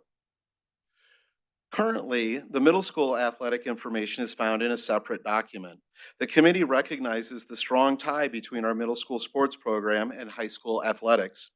During the middle school festival sports season, as an example, many high school coaches and athletes support the middle school students by volunteering to run practices, by mentoring, and by helping out on the festival sports day. We want our middle school students and their families to continue participating in the athletic program and stay connected to their school as they matriculate to the high school level. It made sense to the committee to add the middle school information to the district athletic handbook and to familiarize middle school students and their families to the high school program at an early age. The committee also recommends adding language to inform the community of the parameters in which homeschooled students may participate and encourage anyone considering a transfer to first speak with either the site or the district high school athletic director. Per AIA bylaws, transfer students are required to sit out part of or all of the competition season the year that they transfer. It is important for athletes and their families to consider a period of ineligibility before they make a decision to transfer schools. The committee also recommends embedding hyperlinks into the document to make it easier for parents and guardians. Links to Register My Athlete and to the Family Student Handbook are added to the document. Finally, the committee recommends that information be added to clarify the rules we must follow when transporting students. Notably, student athletes may not drive other students to and from events, and parents and guardians may only transport their own children or the children of others only if they are listed as an emergency contact for that family. And again, I am happy to answer questions. Thank you very much. Does any member of the board have any questions or Mrs. Case? I'm so old that this was all paper. I don't know how do parents sign this? How do they give permission for their student to be involved with athletics? At the high school level, currently they use Register My Athlete, which is an electronic form. So they're able to go in and then acknowledge that they've watched some preliminary videos so they can give informed consent. And then they give that informed consent through Register My Athlete. I'm certain that if a family did not have access to the internet, that they could contact their site level athletic director, and this would be made available to them on paper. Okay, so as you're going through everything, just thinking of myself as a parent of children who have participated in athletics, we had to sign things for safety and initial and be aware and all those kinds of things. There are some things that are more important than others for safety reasons. We don't want to have children maimed because of their lack of knowledge and their parents' lack of knowledge as they go through school. We want them to come out physically whole, and anything we can do to help that is what we're trying to do. So it just seems like there should be a way of emphasizing some things and making sure they sign those areas. Is that happening? Or you're saying they have to have watched a film? Tell me some more of the process. So Mrs. Case, President Greenberg, governing board members, that process requires parents to sign off. It's an electronic signature per se that requires them to sign off on their child to participate in athletics. And for those pieces that we deem most important, for example, watching the concussion protocol video, right? They have to watch that and say, I've signed off. They check the box and sign off that they've watched it and they understand that. So, our legal as well as our insurance, as Valley Schools self-insured, has reviewed all of this to make sure that we have in place the procedures that we need to collect permission from parents for their child to participate in athletics. And is the student also involved in the process of watching some of those things? I believe so. I haven't been a parent with an athlete now for several years, so I'd have to look to a current athlete. I see Laura out there nodding her head, so thank you for helping along the way. But yes, it looks like students are part of that process as well. Okay, good. I just want to keep our students as safe as possible. And some things are more important, some things are minutia, and some things are very important for safety. I just want to make sure that there's a way that they're. I think it's fair to say that in this litigious world we live and work in, we have a significant amount of procedures and practices in place to protect not only the student, the family, as well as the district in participation for extracurricular. Okay, well, I mean, I'm so old that we just had the paper and would sign the parts we had to.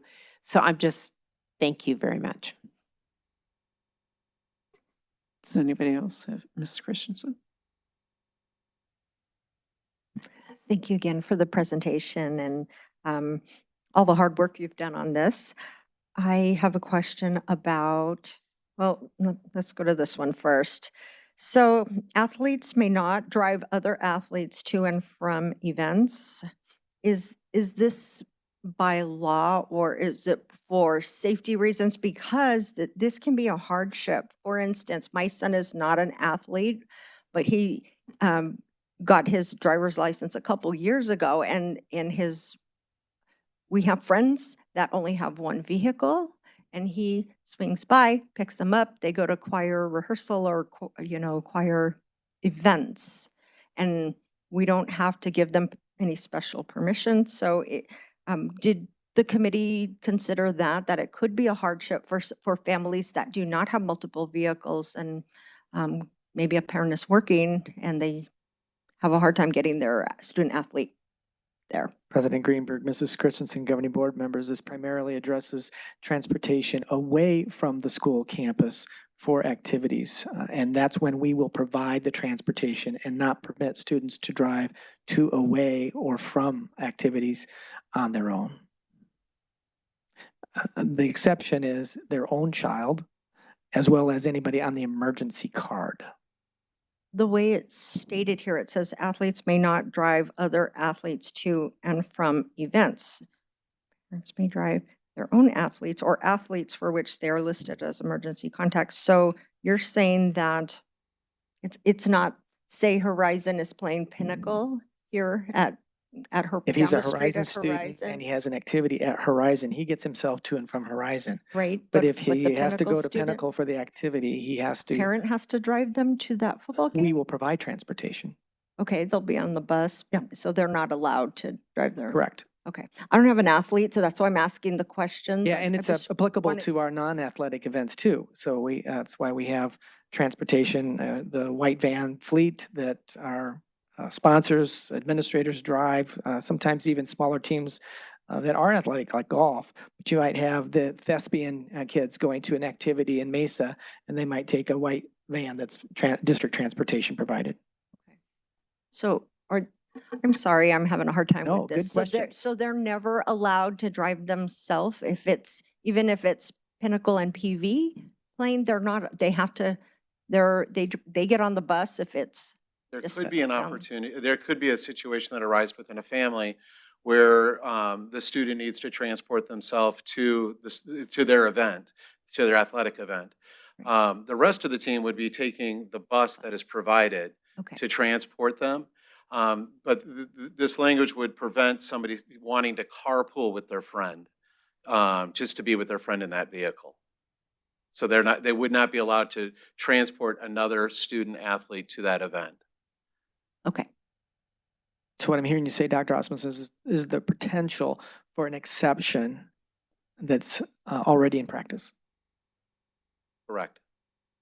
I can give you an example. When my daughter was in sports, she would go with the team from school, and I would go to watch the event, and I had to go to the coach, and he had to write down that I was taking my daughter with me home, and she was not riding in the provided transportation.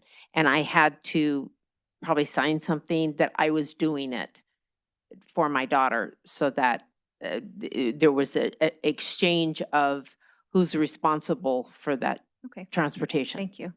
Just grateful I have a choir kid and not, he drives himself. Thank you. Does anybody else have any comments or questions? I just have a quick one, and I apologize that I didn't bring this up prior to the meeting, but I sort of swooped by the cover. Since we've added middle school athletics to this, is there any way we can sort of reference that on the cover? I mean, right now, we have the logos for the 5 high schools, and I'm not necessarily saying add every middle school logo, but if there's another way to, at least in these little arrows, maybe also add middle school sports so that middle school parents understand why they are also getting this handbook. Absolutely. We'll make that change. So does anybody else have any other comments or questions? Well, that was first read, so we will see that again at the next meeting. Next on the agenda is consideration of recommended K-12 social studies curriculum resource adoption. Dr. Bales. Thank you, President Greenberg, governing board members, cabinet, and guests. Tonight, we will present recommendations for K-12 social studies curriculum resources adoptions. This is also first reading, and we'll turn it over to Ms. Copen and her team. Good evening, President Greenberg, Governing Board, Dr. Bales, Cabinet, and guests. Tonight's presentation is the first read for the K-12 Social Studies Adoption Recommendations.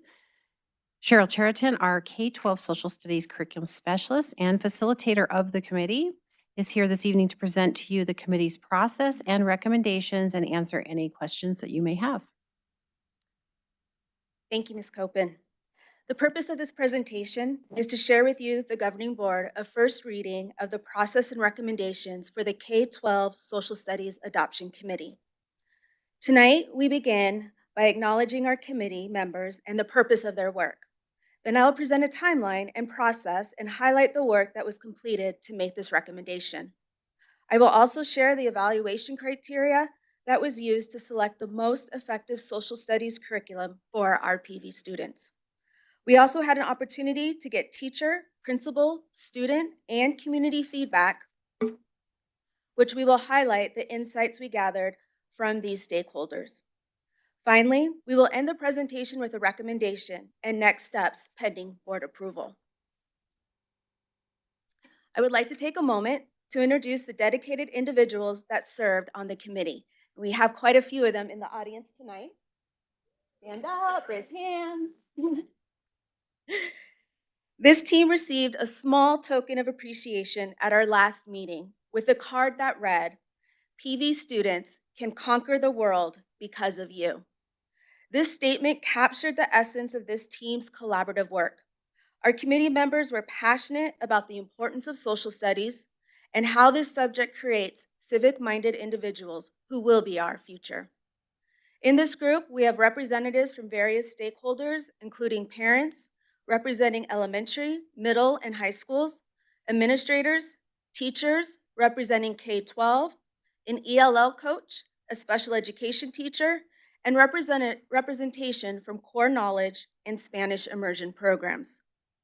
Every member brought their own individual experiences and insights, providing us with a comprehensive evaluation of the K-12 social studies curriculum being considered. This process started in September of this school year and recently concluded. We truly appreciate their work. Thank you to all our members for their willingness to participate in this process. The purpose of this committee was to research K-12 social studies curricula and make a recommendation for adopting the materials that best meets the needs of PV students and teachers. The committee reviewed K-12 core curriculum, advanced placement, also known as AP, materials, and materials to support psychology and sociology electives. We want to begin tonight with addressing questions about why PV Schools is recommending the adoption of new K-12 social studies curriculum. In 2020, the governing board adopted K-8 social studies curriculum for a 3-year adoption, and that 3 years has come to an end this year. For high schools, PV Schools' 7-year contract with McGraw-Hill and BFW's contract for AP courses has come to an end. In 2018, the Arizona State History and Social Science Standards changed to include inquiry-based instruction. There has been a significant evolution in social studies materials since this change. Our recommendations tonight are materials that support teachers and students to meet the expectations of our current state standards. Social studies is a subject that requires literacy within a discipline. Social studies curricula has made strides in adding features that assist teachers in embedding reading and writing strategies that allow students to access content. Lastly, in response to the challenges presented by the COVID-19 pandemic, vendors have made significant strides in enhancing their social studies curriculum offerings with technology solutions. These enhancements empower our teachers to more effectively address the diverse needs of our students through differentiated instruction. Some of these features include text-to-speech, opportunities within the digital books, and tools to help our language immersion programs that teach social studies content in the partner language. During this process, the committee was committed to incorporating a diverse range of stakeholders, voices, and perspectives. Recognizing that diverse input would enhance our recommendations, the committee followed a structured process outlined in this table to engage stakeholders and adhere to open meeting laws. In August of 2023, we submitted a call to committee to PVEA, UPC, and PVP. Our committee was formed and the stakeholders represented various grade levels, special education, English learners, Title and non-Title I schools, and various programs including Spanish immersion and core knowledge. The committee met for 8 months and followed open meeting guidelines, with agendas and notices posted physically and online at least 24 hours before the meeting. Meeting minutes were promptly posted online within 3 days of each meeting. Additionally, committee meetings were open to public attendance. Each meeting included dedicated time for community members to express their thoughts to the committee. This inclusive approach aimed to involve the broader community in the decision-making process. To reach out to the larger community, several events were planned this year. While the final 4 selected vendors have been on 60-day display, we hosted open house nights where the lobby was open for extended hours on 2 board meeting evenings. A vendor fair was hosted for K-12 teachers that allowed teachers to review the materials and talk directly to the vendors. To ensure secondary schools had information and access to materials, I conducted the I Love Social Studies tour, where I took materials to every middle school and high school for teacher review. I spent a half a day with each school and was available for questions and encouraged teachers to complete the feedback forms. An exciting part of this adoption process was incorporating middle and high school students into the feedback. I visited AVID and student government classes. Thank you to Greenway, Explorer, North Canyon, Shadow Mountain, and Horizon for allowing me to join their classes. I explained the materials to the students, and they explored the materials using the digital books. The students were encouraged to provide written feedback. In fact, this led to 128 pieces of student feedback and provided rich insights for our committee. Additionally, flyers were distributed to all students, schools, and were posted throughout the campuses.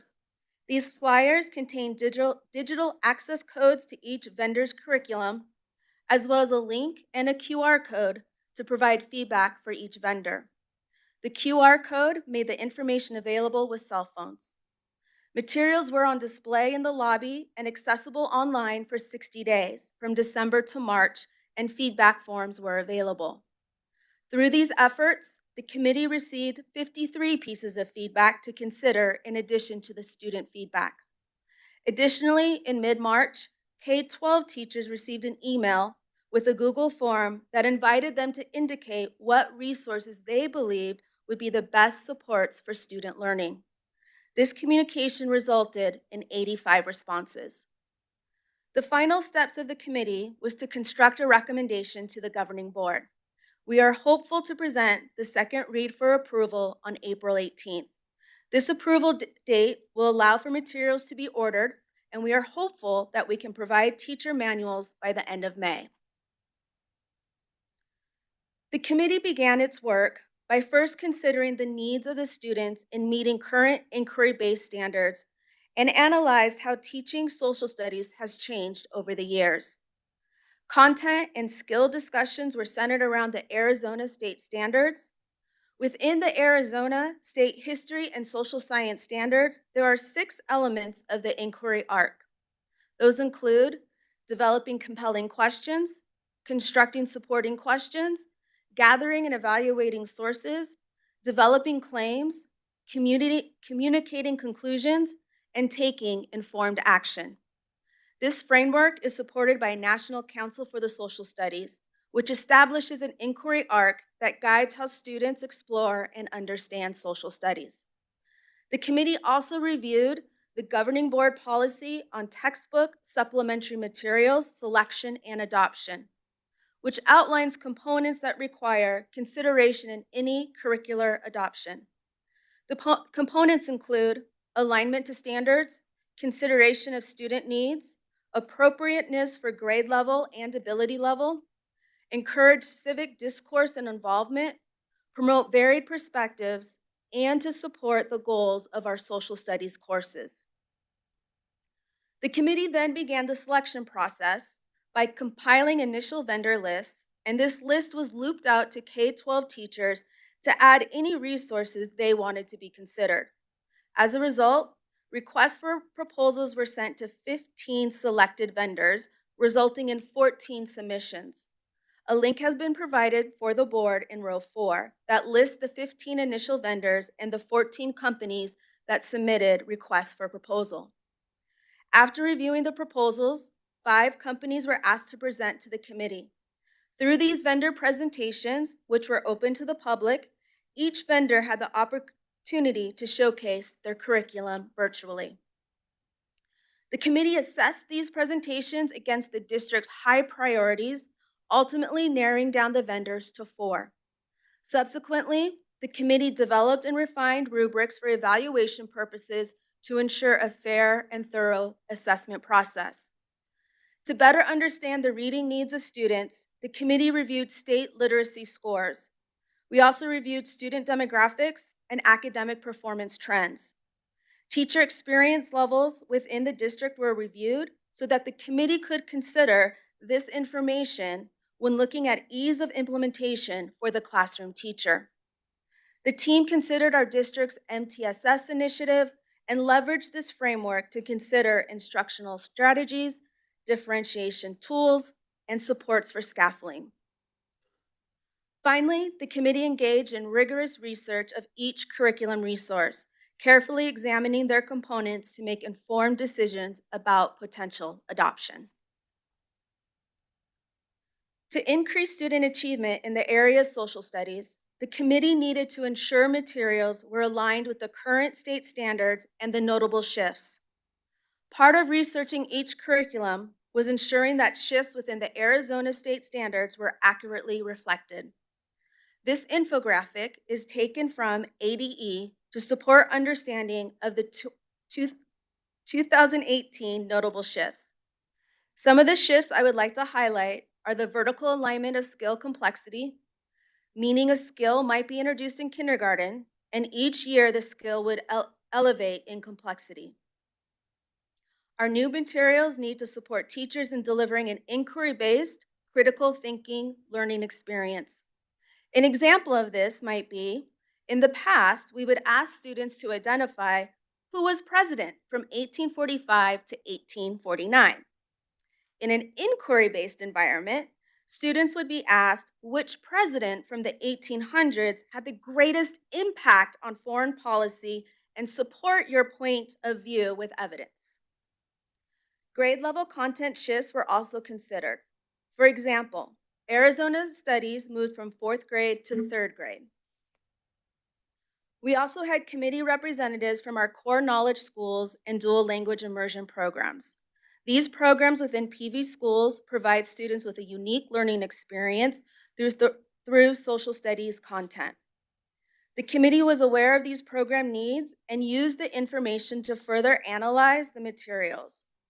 Research suggests that there are cohorts of students who are still struggling with setbacks in literacy as a result of the pandemic. Research also supports the strong connection between literacy achievement and social studies. Our Arizona state standards contain crosswalks between social studies standards and literacy standards. Additional research supports this idea with findings that reading assessment often requires background knowledge from social studies discipline like civics, economics, geography, and history. Our recent K-6 reading adoption of Wit and Wisdom highlighted that poor readers with strong background knowledge display better reading comprehension than strong readers with low background knowledge. Reading assessment research has shown that students exposed to literacy-rich social studies instruction have scored higher on standardized reading tests. In a previous slide, I mentioned that the committee reviewed district literacy scores. Through this analysis, the members gained a deeper understanding of PV's 3rd through 11th grade reading achievement and the potential needs for our students. We asked the Social Studies Committee to look at resources that would support literacy, which includes reading comprehension and writing skills. After vendor presentations, the Social Studies Adoption Committee narrowed the vendors from 5 to 4 finalists, employing evaluation criteria established by the committee. The rubric used for evaluation included 4 categories. The first category was alignment.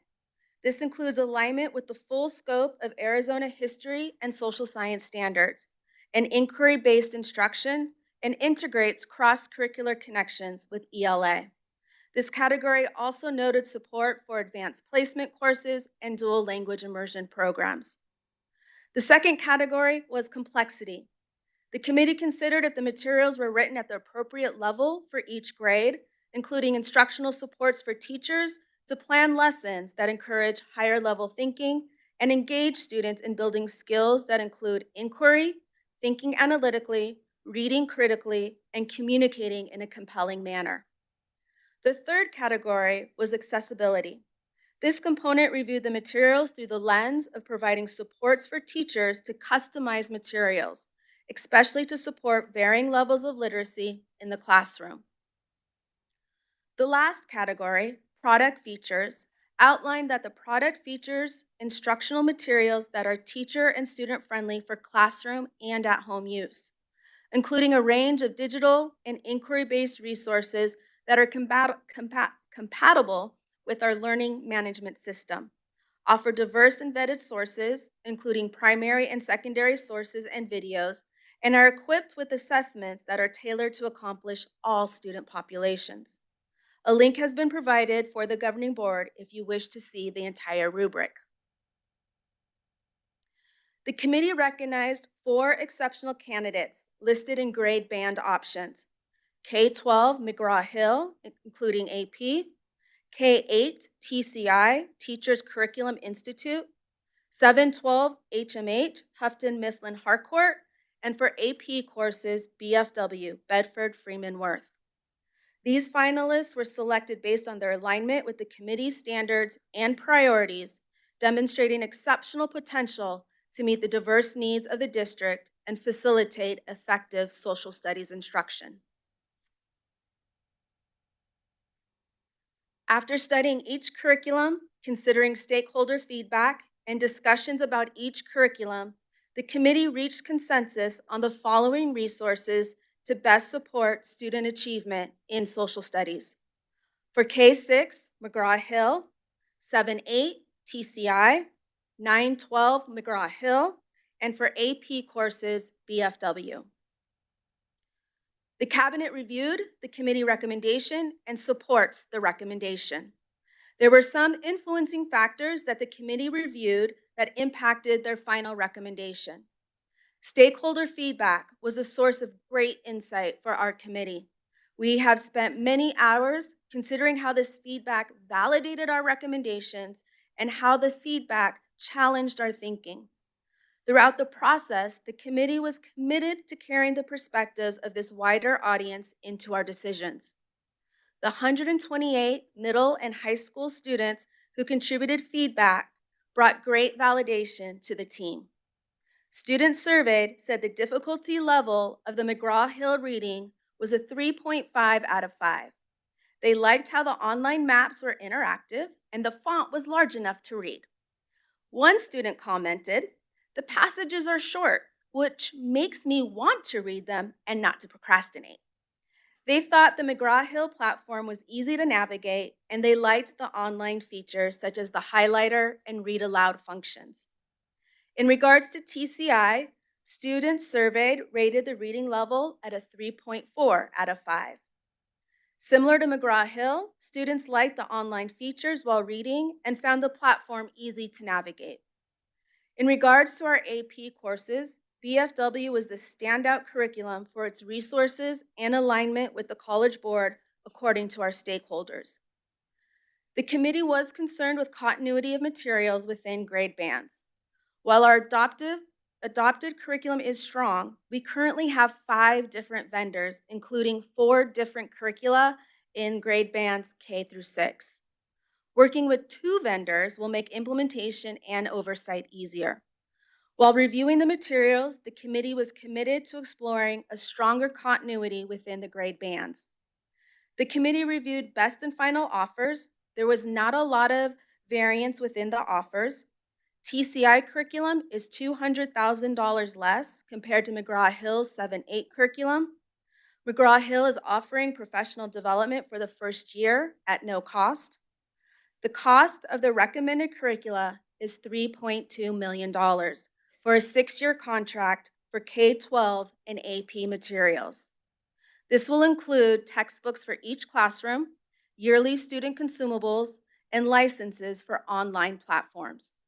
We wanted to note that this adoption is funded through District Additional Assistance Override Funds, which is earmarked to support curriculum adoptions and technology. We thank our voters for making this adoption possible. We would like to share highlights from each of the recommended curricula. The cornerstone at McGraw-Hill's K-4 curriculum is called Impact. Impact incorporates content, inquiry, literacy, and citizenship for our students to learn. This will provide effective support for our teachers to teach the Arizona State Standards and the Inquiry Arc. McGraw-Hill K-4 Impact offers flexible pacing guides, including Reading Path, which highlights the relationship between social studies and English language arts. The Short on Time Path connects inquiry projects so students can have social studies investigations even when time is short.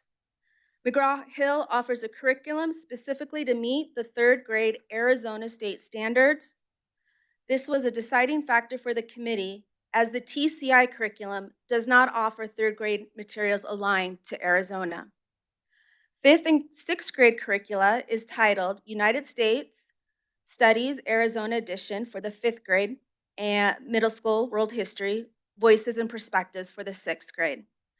Part of the grades 5 and 6 curricula are inquiry journals, which teach students about primary sources through the inquiry process to have students produce written products. For our DLI schools, McGraw-Hill has K-4 Spanish curriculum called Impacto, and the English text can be translated into Mandarin. Grades 5 and 6 have Spanish available digitally, and the English text can be translated into Mandarin. The online platform is easy to navigate for teachers, students, and parents, allowing teachers to assign work and assessments, which will sync with Google Classroom. The digital book offers embedded videos and interactive maps that can provide a more immersive learning experience. Teachers will have access to EL and special education supports to assist their teaching. Our secondary EL coach said, looking deeply into the teacher's edition, McGraw-Hill explicitly includes support for all students. The inquiry journal, along with the digital resources, are invaluable tools for our ELs. For grades 7 and 8, the recommendation is TCI, Teachers Curriculum Institute. Middle school stakeholders required a different approach to classroom engagement compared to other subjects. To effectively engage middle schoolers in social studies, it is crucial to employ interactive learning activities that stimulate their curiosity and critical thinking abilities. Incorporating multimedia resources, group discussions, and projects can help them grasp complex historical concepts and foster collaboration. Real-world examples and case studies make the subject more relevant and engaging, while hands-on experiences like simulations and field trips deepen their connection to social studies content.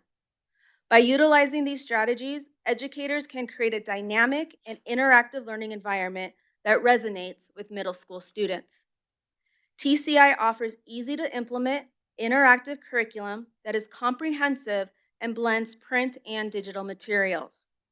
Teachers will teach the Arizona State Standards by creating immersive learning experiences for our students to assist with engagement levels.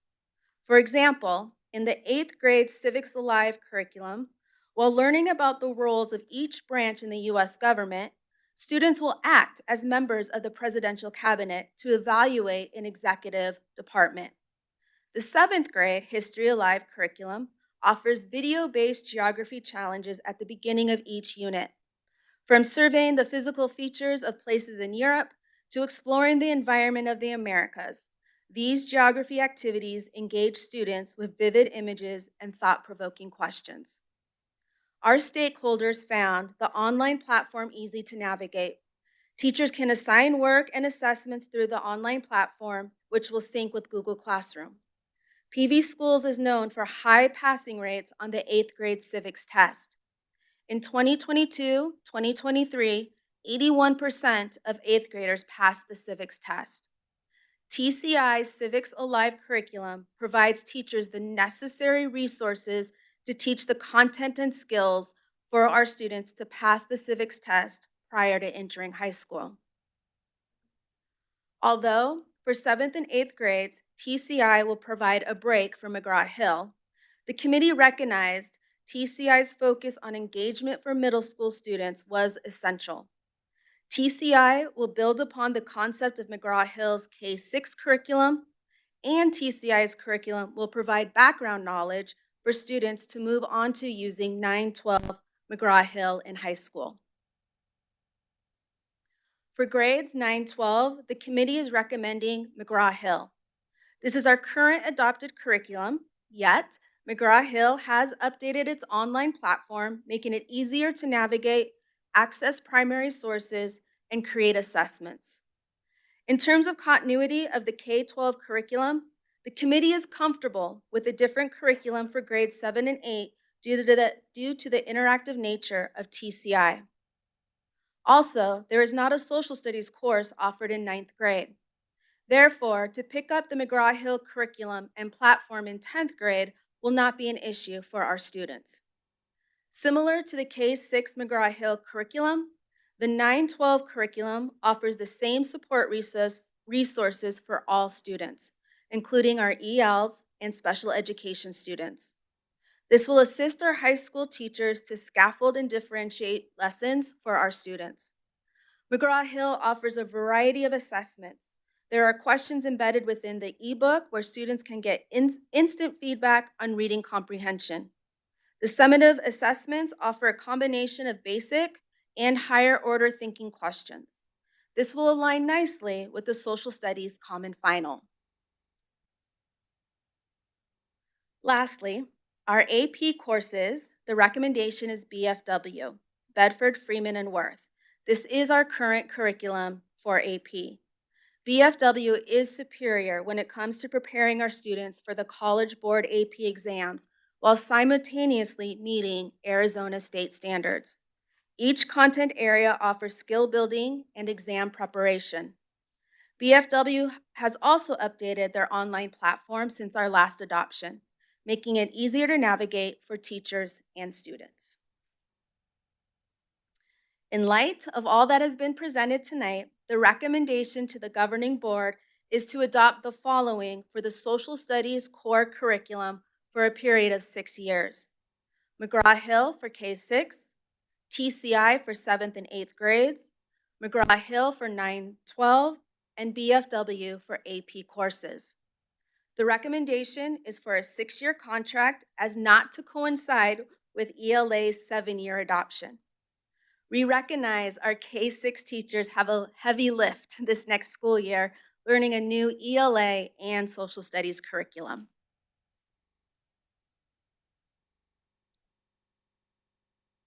Pending the approval of this curriculum by the governing board, several important next steps need to be considered. If approved, K-6 McGraw-Hill, 7-8 TCI, 9-12 McGraw-Hill, and BFW for AP courses will be the required core social studies curriculum for all K-12 classrooms. A detailed plan for implementing the new curriculum is being created, including timelines, training sessions for teachers and staff, and communication strategies to inform stakeholders about the changes. A quarterly implementation chart will be developed that clearly communicates expectations for fidelity to the curriculum and the tasks that need to be completed each 9 weeks. The first early release day in August will be dedicated to training teachers. We are also planning training with instructional coaches, ELL coaches, and principals to start building capacity for campus support. Ongoing professional opportunities will be provided to ensure that teachers are well equipped to effectively implement the new curriculum.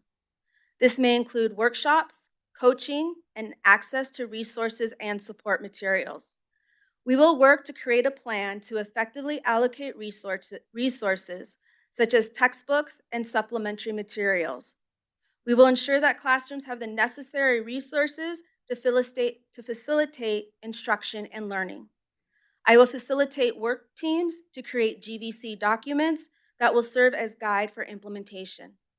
And I will work with core knowledge teachers to create district crosswalks that would blend core knowledge curricula with the resources in McGraw-Hill. Lastly, we will establish processes for assessing and monitoring the implementation of the new curriculum to ensure that it is meeting the intended goals and objectives. This may involve conducting walkthroughs, assessments, collecting feedback from teachers and students, and making adjustments as needed. We appreciate your attention to this presentation. The second reading for this adoption is scheduled for April 18th. We are happy to address any questions you may have. Thank you very much, Mrs. Sheridan. Does any member of the board have any questions or comments? Mr. Pantera? Thank you for that very thorough presentation. I like a lot about this program, the interactive parts, the project-based nature of a lot of it. My question, you talked about a lot of it being supported for EL and special ed, right? Especially the primary grades, the elementary grades. How about the gifted students? Is also have enrichment for them built into it as well? Yes, President Greenberg, Mr. Pantera. McGraw-Hill offers, as you mentioned, not only for EL special education, but in their curriculum, they called it building learnings, but it is for the gifted. And there's specific activities that are actually outlined throughout each unit that students can build upon what they're already teaching, especially for those gifted students. And I also saw that it talks about economics, personal and finance, every grade level through their whole time they're here in the school district, right? Yes. That's built right into it as well? Yes, so Oh. the way the standards are written, it includes geography, economics, civics, Sure. all four of those. And so the curriculum does involve the personal finance, as well as we have supplementals coming to you Mm-hmm. for approval that helps with that as well. Yeah, because you hear a lot of people complaining that their children don't learn how to handle their money. And here we got a system that's got from kindergarten to 12th grade that's going to be mentioned. Thank you. Anybody else? Mrs. Case? That was a very thorough presentation. Thank you very much. And to your committees, that's a lot of work. I have some questions. How much of this is digital and how much, because I mean, you went through a lot of things. Could you go over that again? What's digital and what is hard copy book? Sure. President Greenberg, Ms. Case, McGraw-Hill K6 offers, well, K4 offers what's called an inquiry journal, a text, and an Arizona magazine. So that is going to be in print as well as digital. 5, 6. Wait, excuse me, there's not a book. It's there- a paper. There's a magazine, which would be considered a consumable, and the inquiry journal is consumable. So that will be replenished every year. But they call it a research magazine, but it is a text. It is a traditional textbook, but which the classrooms will have, but then also it's the same text that is also online. So each student will have a book at their desk. For K6, 7, 8, and 9, 12, what's included in the recommendation is a textbook for each student in the classroom, so a classroom set. Okay, a classroom set. Yes. Then some of the schools have had it where the social studies room has a book that stays in the room, and then the student could keep one at home. Is that going on this time or not? That is not included in the recommendation because of the digital access. So Because of everything digital. that is in the print is exactly what's in the digital, and it's even, if you would say, page to page. Okay. And then there's interactive videos in the digital. The digital, both TCI, McGraw-Hill, and BFW, they all offer videos embedded within their online platform. So a teacher could show the video whole screen to the whole class, or if there might be a project that a student's working on at home, they could play the video at home. And then there's also interactive maps. And as I mentioned, the comprehension questions. So a student could be reading and then a comprehension question comes up that the student can then type in their answer and they get that instant feedback. Okay. And so in K4, you said there's consumables that they receive every year for 6 years. Is that correct? Yes. And that's K4. K4, 5, 6. Each of those grade levels also has an inquiry journal that will be replenished every year along with a textbook. 9, 12 McGraw-Hill also incorporates an inquiry journal that is a consumable, and they'll receive a textbook for the classroom. And again, all of these resources are offered on the online platform for both teachers and students. And then TCI for 7 and 8, there will be a textbook, and then also everything else will be on the digital platform. So there'll be a classroom copy that all students use. Yes. So the same classroom, like 4 different classes use that classroom. It's the same textbook. But if they want to do more with it, it's a digital one in 7, 8. Is that correct? Yes, if I'm understanding your question correctly. K6, McGraw-Hill, you will have text and digital. 7, 8, you will have text and digital. 9, 12, text and digital. And same with BFW, text and digital. Okay. I may also add in regards to digital, for example, 7, 8. With it being digital, a 7th grade teacher or student could also then click on 8th grade and have access to that content as well. And then, or vice versa. 8th grade can then go back to 7th grade. So in other words, included within these products, we have that accessibility with the digital platforms. Okay. And then you mentioned core knowledge, that it was aligned, they've made, I think you called them bridges or crosswalks, Box? or did you say crosswalks? Yes. To connect that. So over the summer, we will bring together core knowledge teachers and we will create those crosswalks with the Arizona state standards along with the core knowledge curriculum. Okay. I'm a big fan of core knowledge. I'd like to use that as our textbooks. K6, that's just how I am. And I have been for a long time. It's pretty known about me. But the state standards that were changed in 2018 make it pretty impossible for us to use core knowledge unless the state standards are changed to be more aligned with core knowledge. You have to almost have another textbook to cover some of the other subjects that aren't included in the core knowledge material, is what I believe. Is that correct? Yes. Okay. So have your core knowledge, we're going to have our McGraw-Hill, and then obviously state standards are over all of that. So that's where these crosswalks will be helpful for our teachers to be able to bridge between the core knowledge expectations along with what we need to be teaching with McGraw-Hill. Okay. I was able to look at the materials that were in the office, and I think these materials are much better than the last materials we had that I voted against. So I congratulate you. And I think trying to find materials, state standards were changed and the publishers couldn't keep up with what state standards were for the state of Arizona. So it was a very difficult time. Okay, thank you. Does anybody else have any? Mrs. Baker?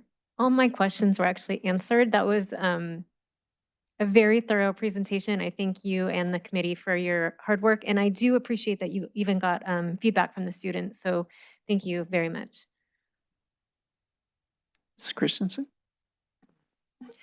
Yes, thank you. First off, I just want to say thank you for all the work, in the committee, and for all the different inputs. And as Ms. Baker said, even getting student input, that's wonderful. Thank you for following open meeting law, being transparent, and keeping your meetings open to the public. I do want to piggyback on what Mrs.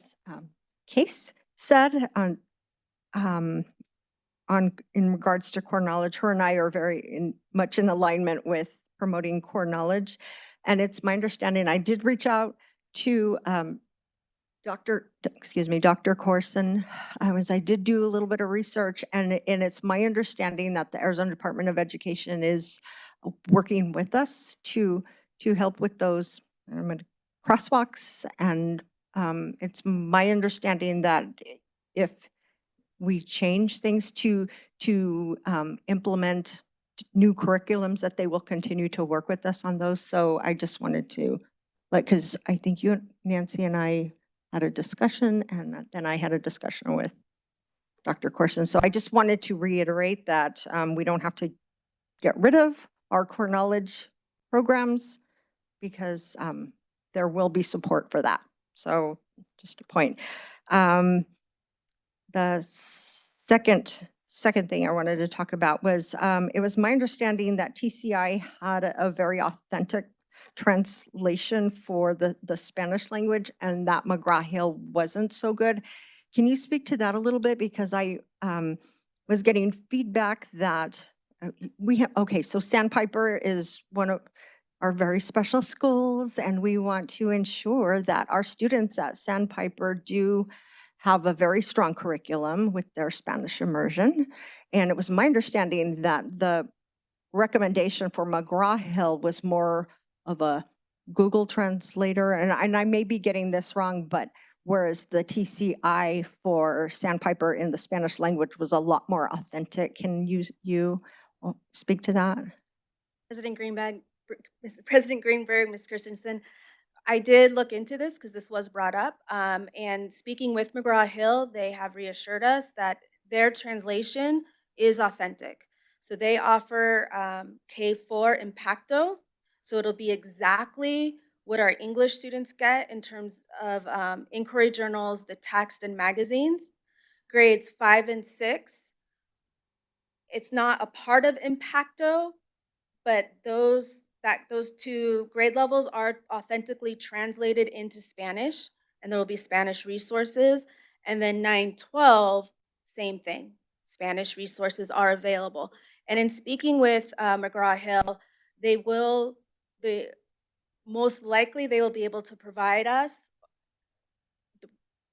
printed for grades 5 and 6 in terms of in Spanish, because right now it's only digital. Okay.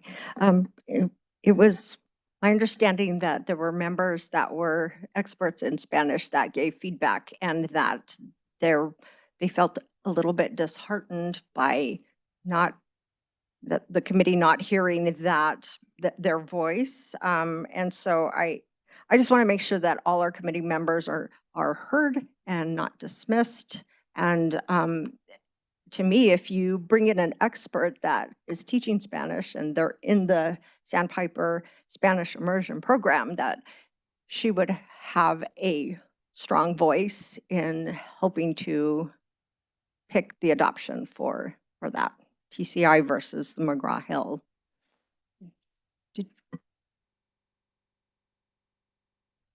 Yes, President Greenberg, Mrs. Christensen, our team did a great job. I appreciate that. And I can assure you that all voices are heard.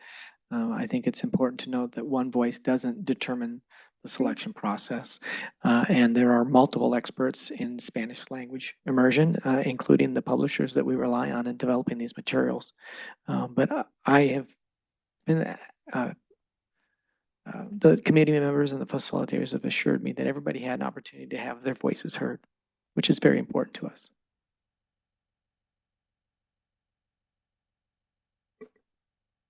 Ms. Christensen, did you have any other questions, comments? The other ones were all asked by the previous board members. So, except for Nancy, President, sorry, it's late. Mrs. Case was asking about textbooks, and in previous adoptions, we were required to have a one-on-one, and it doesn't sound like this is the case anymore. It was more expensive because we were required to buy a textbook for every license that was an online license. But what I'm hearing is you have a set for the classroom. Are those sets shared with as students come in, or in K through 6 would that be still a one-on-one licensing versus textbook? Do you understand my question? Because I don't remember if social studies is one of the specials that rotates in, or if it's a in-person. So so the question was, is there a textbook for every license? So for Online example, license. if a classroom has 30 students, Yep. there will be 30 textbooks, and then 30 licenses. Is it a one-for-one? No, because obviously we have more students and we're only purchasing textbooks for social studies teachers for that classroom. Okay. Yeah, I think you're misunderstanding my question. So it seems to be a waste if we are buying books that are not being used, but it sounds like we are going to be using the textbooks, because in the past we were buying textbooks for online resources and they were only using the online versions of, yeah. Yes. I would say that it's more and more of a blended approach, where teachers will be using textbooks in the classroom along with the online digital resources. So they could be going back and forth. We also have students, for various reasons, only need a text. And so that way they will have access in the classroom to the text. But especially after COVID, our teachers as well as our students are realizing being in front of a screen all day is a lot. So that idea of blended approach, where we can access the text, but then also maybe do our questions through the online platform or use that interactive map. So it'll be a little bit of both. Thank you. Does anybody else have any other questions, comments, anything came up? I just want to echo my thanks. That was, of course, as thorough as I would expect from you and your committee. And I appreciate, as has been said, that you went to not just teachers and not just parents, but you got the students involved. And it sounded like you got more feedback from the students than you did from the adults. So I'm thrilled that we were able to get that and have that voice heard throughout this process as well. So presumably we'll see you back in 2 weeks. Thank you.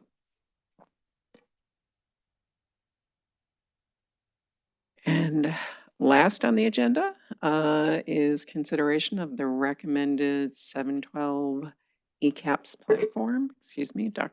Bales. Thank you, President Greenberg, governing board members, cabinet and guests. The most exciting for the evening. And we are really pleased to present this to you. For those of you that have been parents in the district for a number of years and you're familiar with Naviance, this recommendation replaces that. And I think it's tremendously exciting to hear the notable changes in this recommended adoption. So with that, I'll turn it over to Ms. Copen and her team. Good evening. Tonight's presentation is the first read for the 7 through 12 Education and Career Readiness Platform Committee recommendations.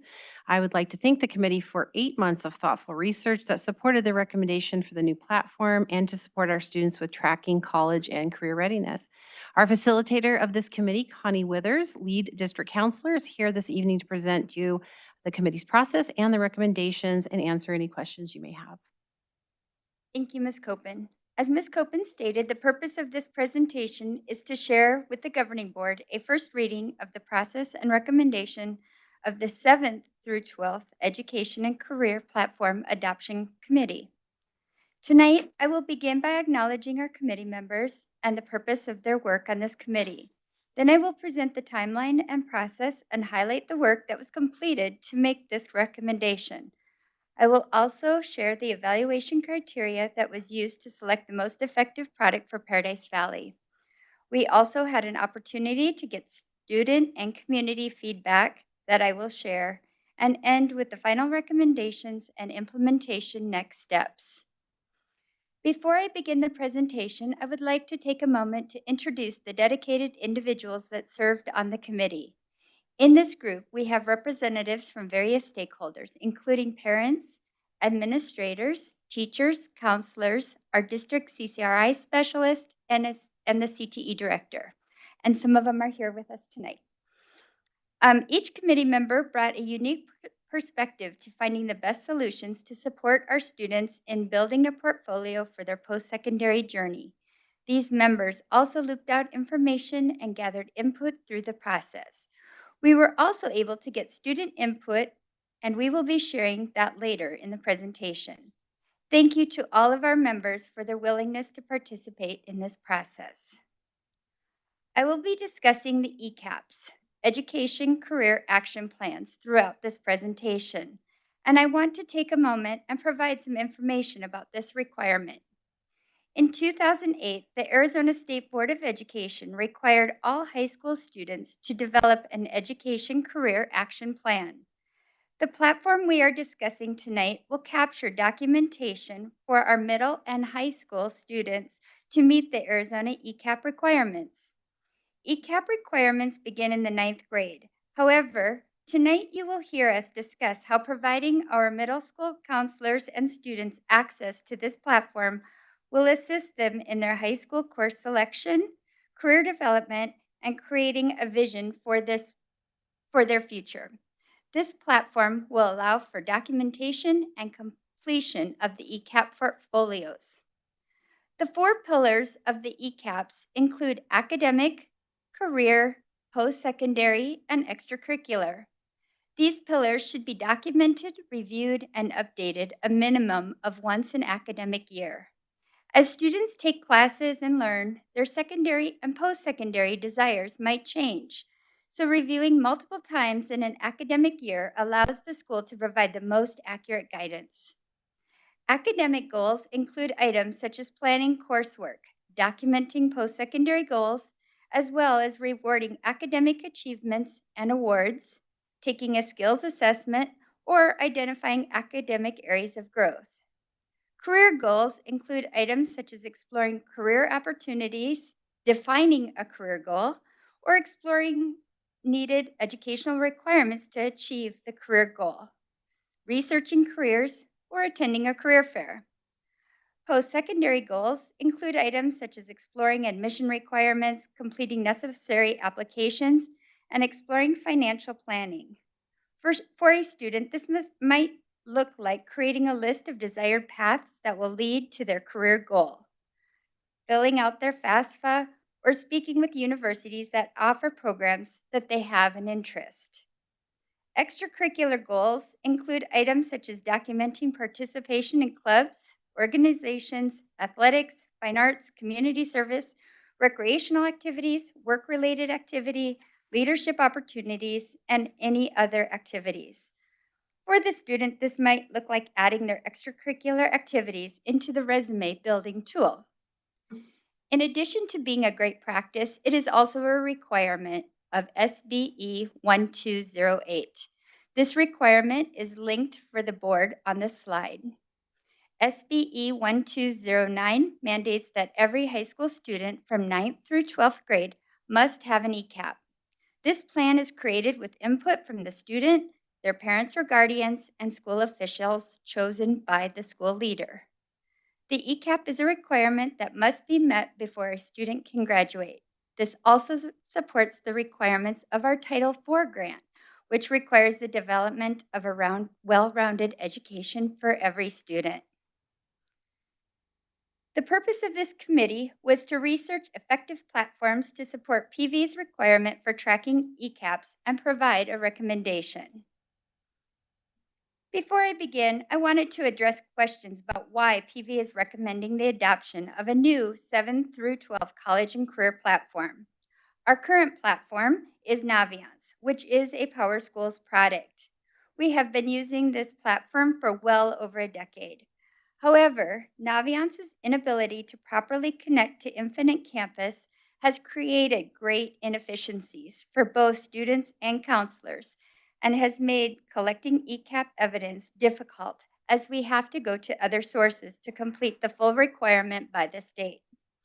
Our current counselor to student ratio is 1 to 500 in high school and 1 to 600 in middle school. Efficient tools are a necessity to effectively meet the needs of our students. Because college and career platforms typically do not contain a full curricula in the traditional sense, some might be wondering why we are following the adoption process for this resource. These platforms embed curriculum that can be used individually or as groups. This curriculum helps to develop better understanding of what a student envisions for their life after high school. These platforms may include curriculum and tools that include course catalogs, career exploration, skill development, resume, and interview support, networking opportunities, jobs, college and scholarship tools, financial literacy, and CTE certification information. We have sensed a strong need to provide a platform for the middle school for several years. We feel by starting students on the path of career exploration early, we can provide them with more opportunities within our CTE programs offered throughout their high schools, and make sure the students are on the academic path required for a successful transition to high school and lead to a positive and directed high school experience. It is also beneficial for our middle school students to explore the platform before 9th grade, so they are familiar with the tools needed to build their ECAP portfolios. During this process, the committee incorporated a range of stakeholder voices and perspectives. The committees followed a structured process outlined in this table to engage stakeholders, gather input beyond our committee, and adhere to open meeting laws. In July of 2023, we submitted a call to committee to PVEA, UPC, and PVP. The committee met for 8 months. The committee followed open meeting guidelines with agendas and notices posted physically and online at least 24 hours before the meeting. Meeting minutes were promptly posted online within 3 days of each meeting. Additionally, committee meetings were open to public attendance. Each meeting included dedicated time for community members to express their thoughts to the committee. This inclusive approach aimed to involve the broader community in the decision-making process. To reach out to the larger community, community, access to the platform was open to a wider audience, including all middle school and high school counselors and students. While the two finalists vendors have been posted for 60-day community review, we hosted vendor presentations for the committee, and a separate presentation was prepared for all middle school counselors and another event for high school counselors. In attendance, we also had college and career specialists from our high schools and administrators. To ensure that all middle and high school counselors had information and access to the materials, they were provided digital access codes to each vendor's platform, as well as a link and a QR code to provide feedback for each vendor. A formal communication update was sent in December to all stakeholder groups. Given that the platform is newly introduced to middle school counselors, we have initiated a series of discussions to familiarize them with its functionalities and upcoming implementation in middle schools. At the start of the academic year, we convened an initial meeting to introduce the platform. Later, towards the close of the first semester, we organized another session focused on the registration process and demonstrated how the new platform could facilitate this procedure. Most recently, in January, we provided a comprehensive virtual presentation for all middle school counselors, which was followed by a question and answer segment to address any queries or concerns they might have. An informational poster with a QR code was posted in the PV lobby for 60 days from November to February, and feedback forms were available. This information was also posted on the PV Schools website with electronic access. Through these efforts, the committee received written feedback from 23 counselors, 2 parents, and 18 students. The final steps of the committee work was to construct a recommendation for the governing board. We are hopeful to present the second read for approval on April 18th. This approval date will allow for implementation and training opportunities to begin in May and throughout the summer so that we can be fully prepared for implementation in the fall. We will present more about next steps at the end of the presentation. Committee members began by familiarizing themselves with ADE guidance, American School Counselor Association publications, and looking at what other districts were using as their ECAP platform. They then initiated the selection process by compiling initial vendor lists leveraging this research. The list was looped out to middle and high school counselors, and they added potential vendors for committee review. Following this, requests for proposals were sent to 6 selected vendors, resulting in 5 submissions. A link has been provided for the board in row 3 that lists the 6 initial vendors that received RFP requests. After reviewing the proposals, 3 companies were asked to present to the committee. Through these vendor presentations, which were open to the public, each vendor had the opportunity to showcase their curriculum and platform virtually. The committee assessed these presentations against a committee-created rubric and narrowed down the vendors to 2. The committee began a vendor selection process to decide between the 2 finalists. This involved compiling and evaluating feedback from stakeholders, including counselors, staff, students, and community members to gauge their perspectives and needs. Furthermore, the committee conducted detailed research on each available resource to understand their offerings thoroughly. Members dedicated significant effort to scrutinize the specific components of each platform being considered. This thorough approach, integrating both qualitative feedback and objective analysis, was essential in guiding the committee towards a consensus on the most suitable vendor for our district.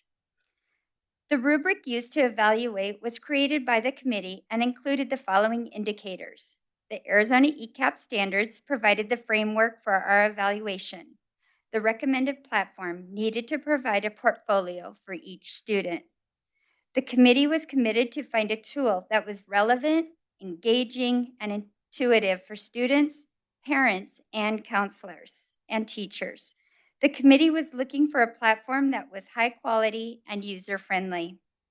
The curriculum within the platform needs to support individual awareness for career exploration and post-secondary options that included pathways for university, community college, military, workforce, and certificate programs. Additionally, we were looking for a platform to support students' financial literacy.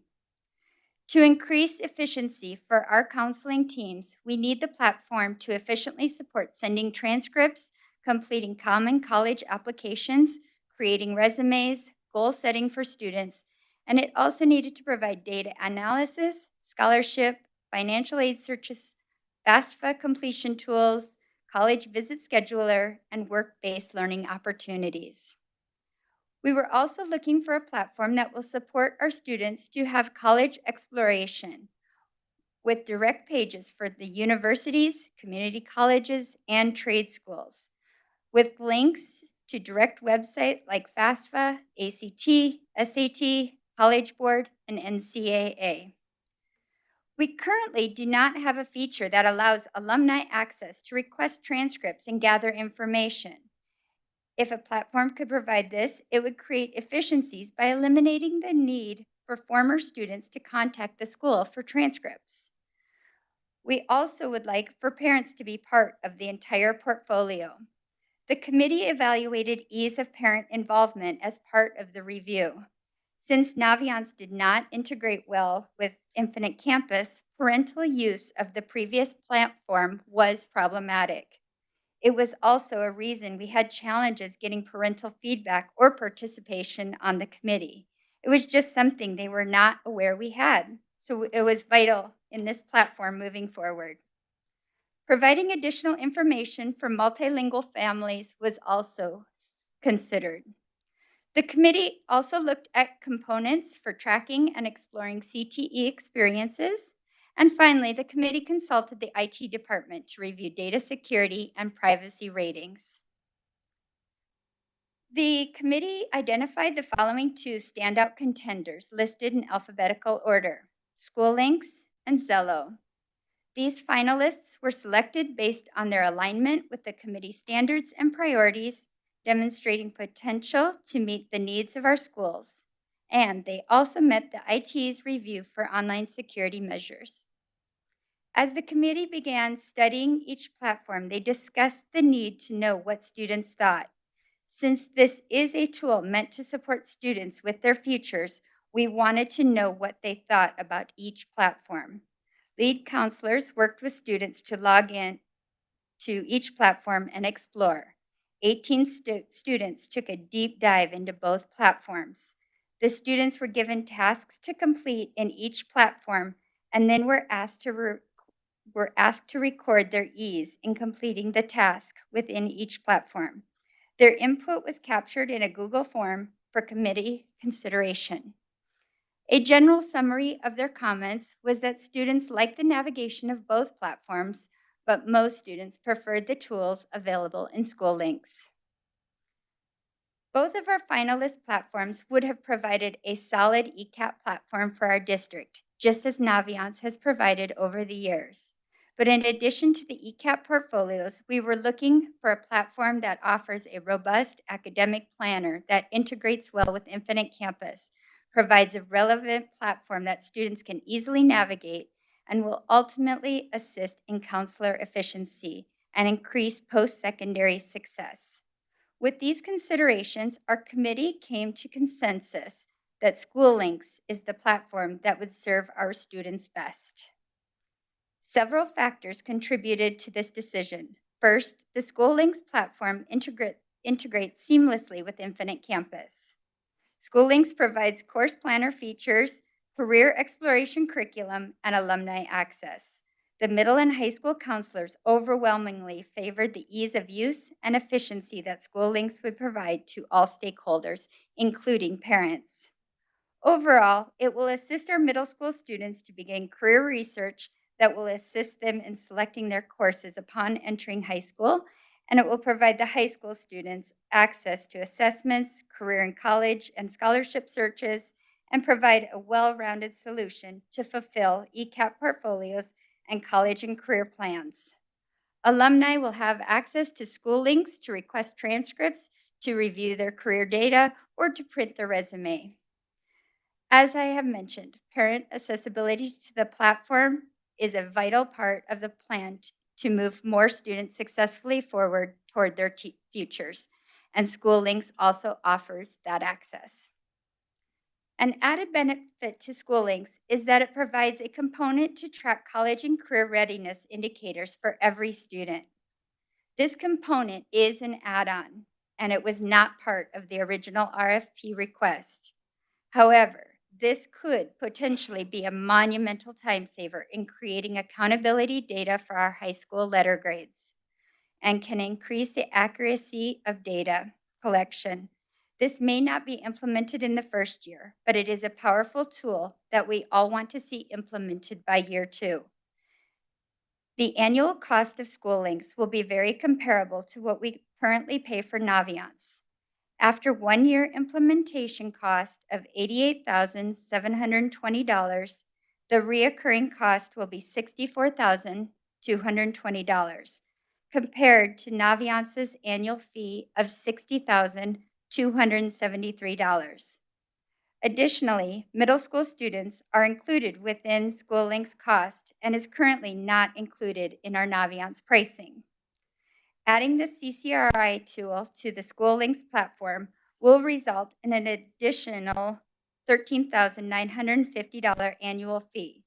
We wanted to note that this adoption is funded through bond funding, which supports curriculum adoptions and technology, and we thank our voters for making this adoption possible. In closing, the recommendation to the Governing Board is to adopt School Links as the PV Schools ECAP platform. This will be an annually renewal agreement. Pending the approval of this platform by the Governing Board, several important next steps need to be considered. The first next step will be to create an implementation plan that will include quarterly goals and measures. First quarter will include training for our counselors. Training will be available beginning in May and throughout the first quarter of next year. Additionally, we will be working with IT to transfer information from Naviance and Infinite Campus to School Links. The implementation plan will include progress measures such as usage reports, regular quarterly meetings with school leaders to provide a forum to discuss the implementation progress, address any challenges, and exchange strategies to ensure the initiative meets its goals. These meetings may have also involved gatherings and acting on feedback from both counselors and students to refine the process as needed to ensure a smooth transition in the first year. We are also requesting additional professional development for counselors to become proficient with the new platform. This will empower them to support students effectively and develop engaging lesson plans. Our current ECAP calendar serves as a blueprint, ensuring that schools carry out advisement units consistently each semester. This structure will be updated to guide the creation of lesson plans on the new platform and ensure district-wide implementation. This will be particularly crucial for middle school students who will begin exploring career options and available high school opportunities through biannual lessons in the 7th and 8th grades. Lead counselors will work collaboratively to develop a 2024-2025 ECAP calendar to maintain a consistent and accountable use of the new platform at both middle and high school levels. Thank you on behalf of the committee for listening to this presentation and our recommendations. I am happy to answer any questions you may have. Thank you very much, Mrs. Withers. Does any member of the board have any questions? Mrs. Case? Thank you so much for that thorough presentation. This is cool. I'm really excited. Thank you. Mr. Pantera? Yes, again, thank you for this presentation. I'm very excited by this. You know, it touches close to me because my oldest grandson is entering his freshman in high school up in Washington. The first thing I said to his mom, you go to that counselor when you're setting up that schedule and make him look to what's going to happen when he gets out of high school. Kids don't do that. And correct me if I'm wrong, don't the last rating for our district, didn't we do pretty good in this regards for the A+ rankings? Isn't that part of the ranking system? I think you're speaking to the CCRI points that we get, Mhm. Mrs. Withers. I think I am. It Yeah. helps. It helps a lot, and that CCRI points. And so this is just going to make it a lot better. Now, when you talked about those 18 students, those are all middle school students that tried that platform? They were actually high school students who were familiar with the Naviance platform, and then we compared the two new platforms Okay. so that they could compare which one they liked the best. Okay, thank you. I appreciate that. I'm really excited. Again, this is a good thing. Is anybody, Mrs. Baker? Thank you. Oh, I have, Sorry. sorry. Thank you so much for your presentation. As a parent of a junior high student and a high schooler, I'm excited about this. I just, how much are the junior high students going to be involved in this kind of planning or? The 7th and 8th, this will be new for them. So we are hoping that they will, the first year will be introducing the platform to them. And then by 8th grade, we are hoping that actually registration for high school will happen through this platform. So they will be able to research their career, figure out if we have a CTE pathway for them in high school, and then actually plan their high school 4 years, 4 academic years through this platform. And what about the kids who don't know what they want to be when they grow up? It can be changed. And it gets changed a lot throughout the 4 years. Yes. That's good. that's the important component of a career exploration. Mrs. Christensen? I'm glad you asked that, Mrs. Baker. I still don't know what I want to be when I grow up. So it's important to have those, to be able to revise those throughout the year. So that was going to be one of my questions. So thank you for that. I am really excited to hear 2 presentations that were talking about financial literacy. So kudos to the district and thank you for giving us that information.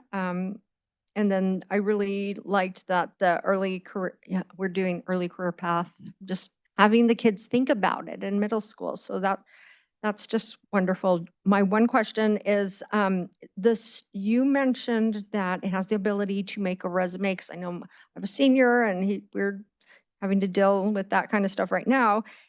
Is the student inputting the data, or are they getting data from some of their classes, or is it just one tool? Because you made it sound like there were several tools and that might have been just one of them. Is it integrated or manually entered for the resume? It is manually entered because it's individual by student, but every year we ask them to add the things because they don't remember. By the time they're a senior, they don't remember all of the things that they did through the 4 years. So it is something that they would work on every year and input things.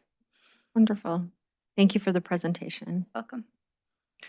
So quick question, when you're talking about the CCRI data, what and how this will improve that process, can you go a little bit more into what that data looks like and then how this will improve the process? So part of the CCRI data that we have to collect is actually students in 2 years of a CTE program. So this would actually be a one-stop shop where we could just pull every student that has been in a CTE program for the 2 years.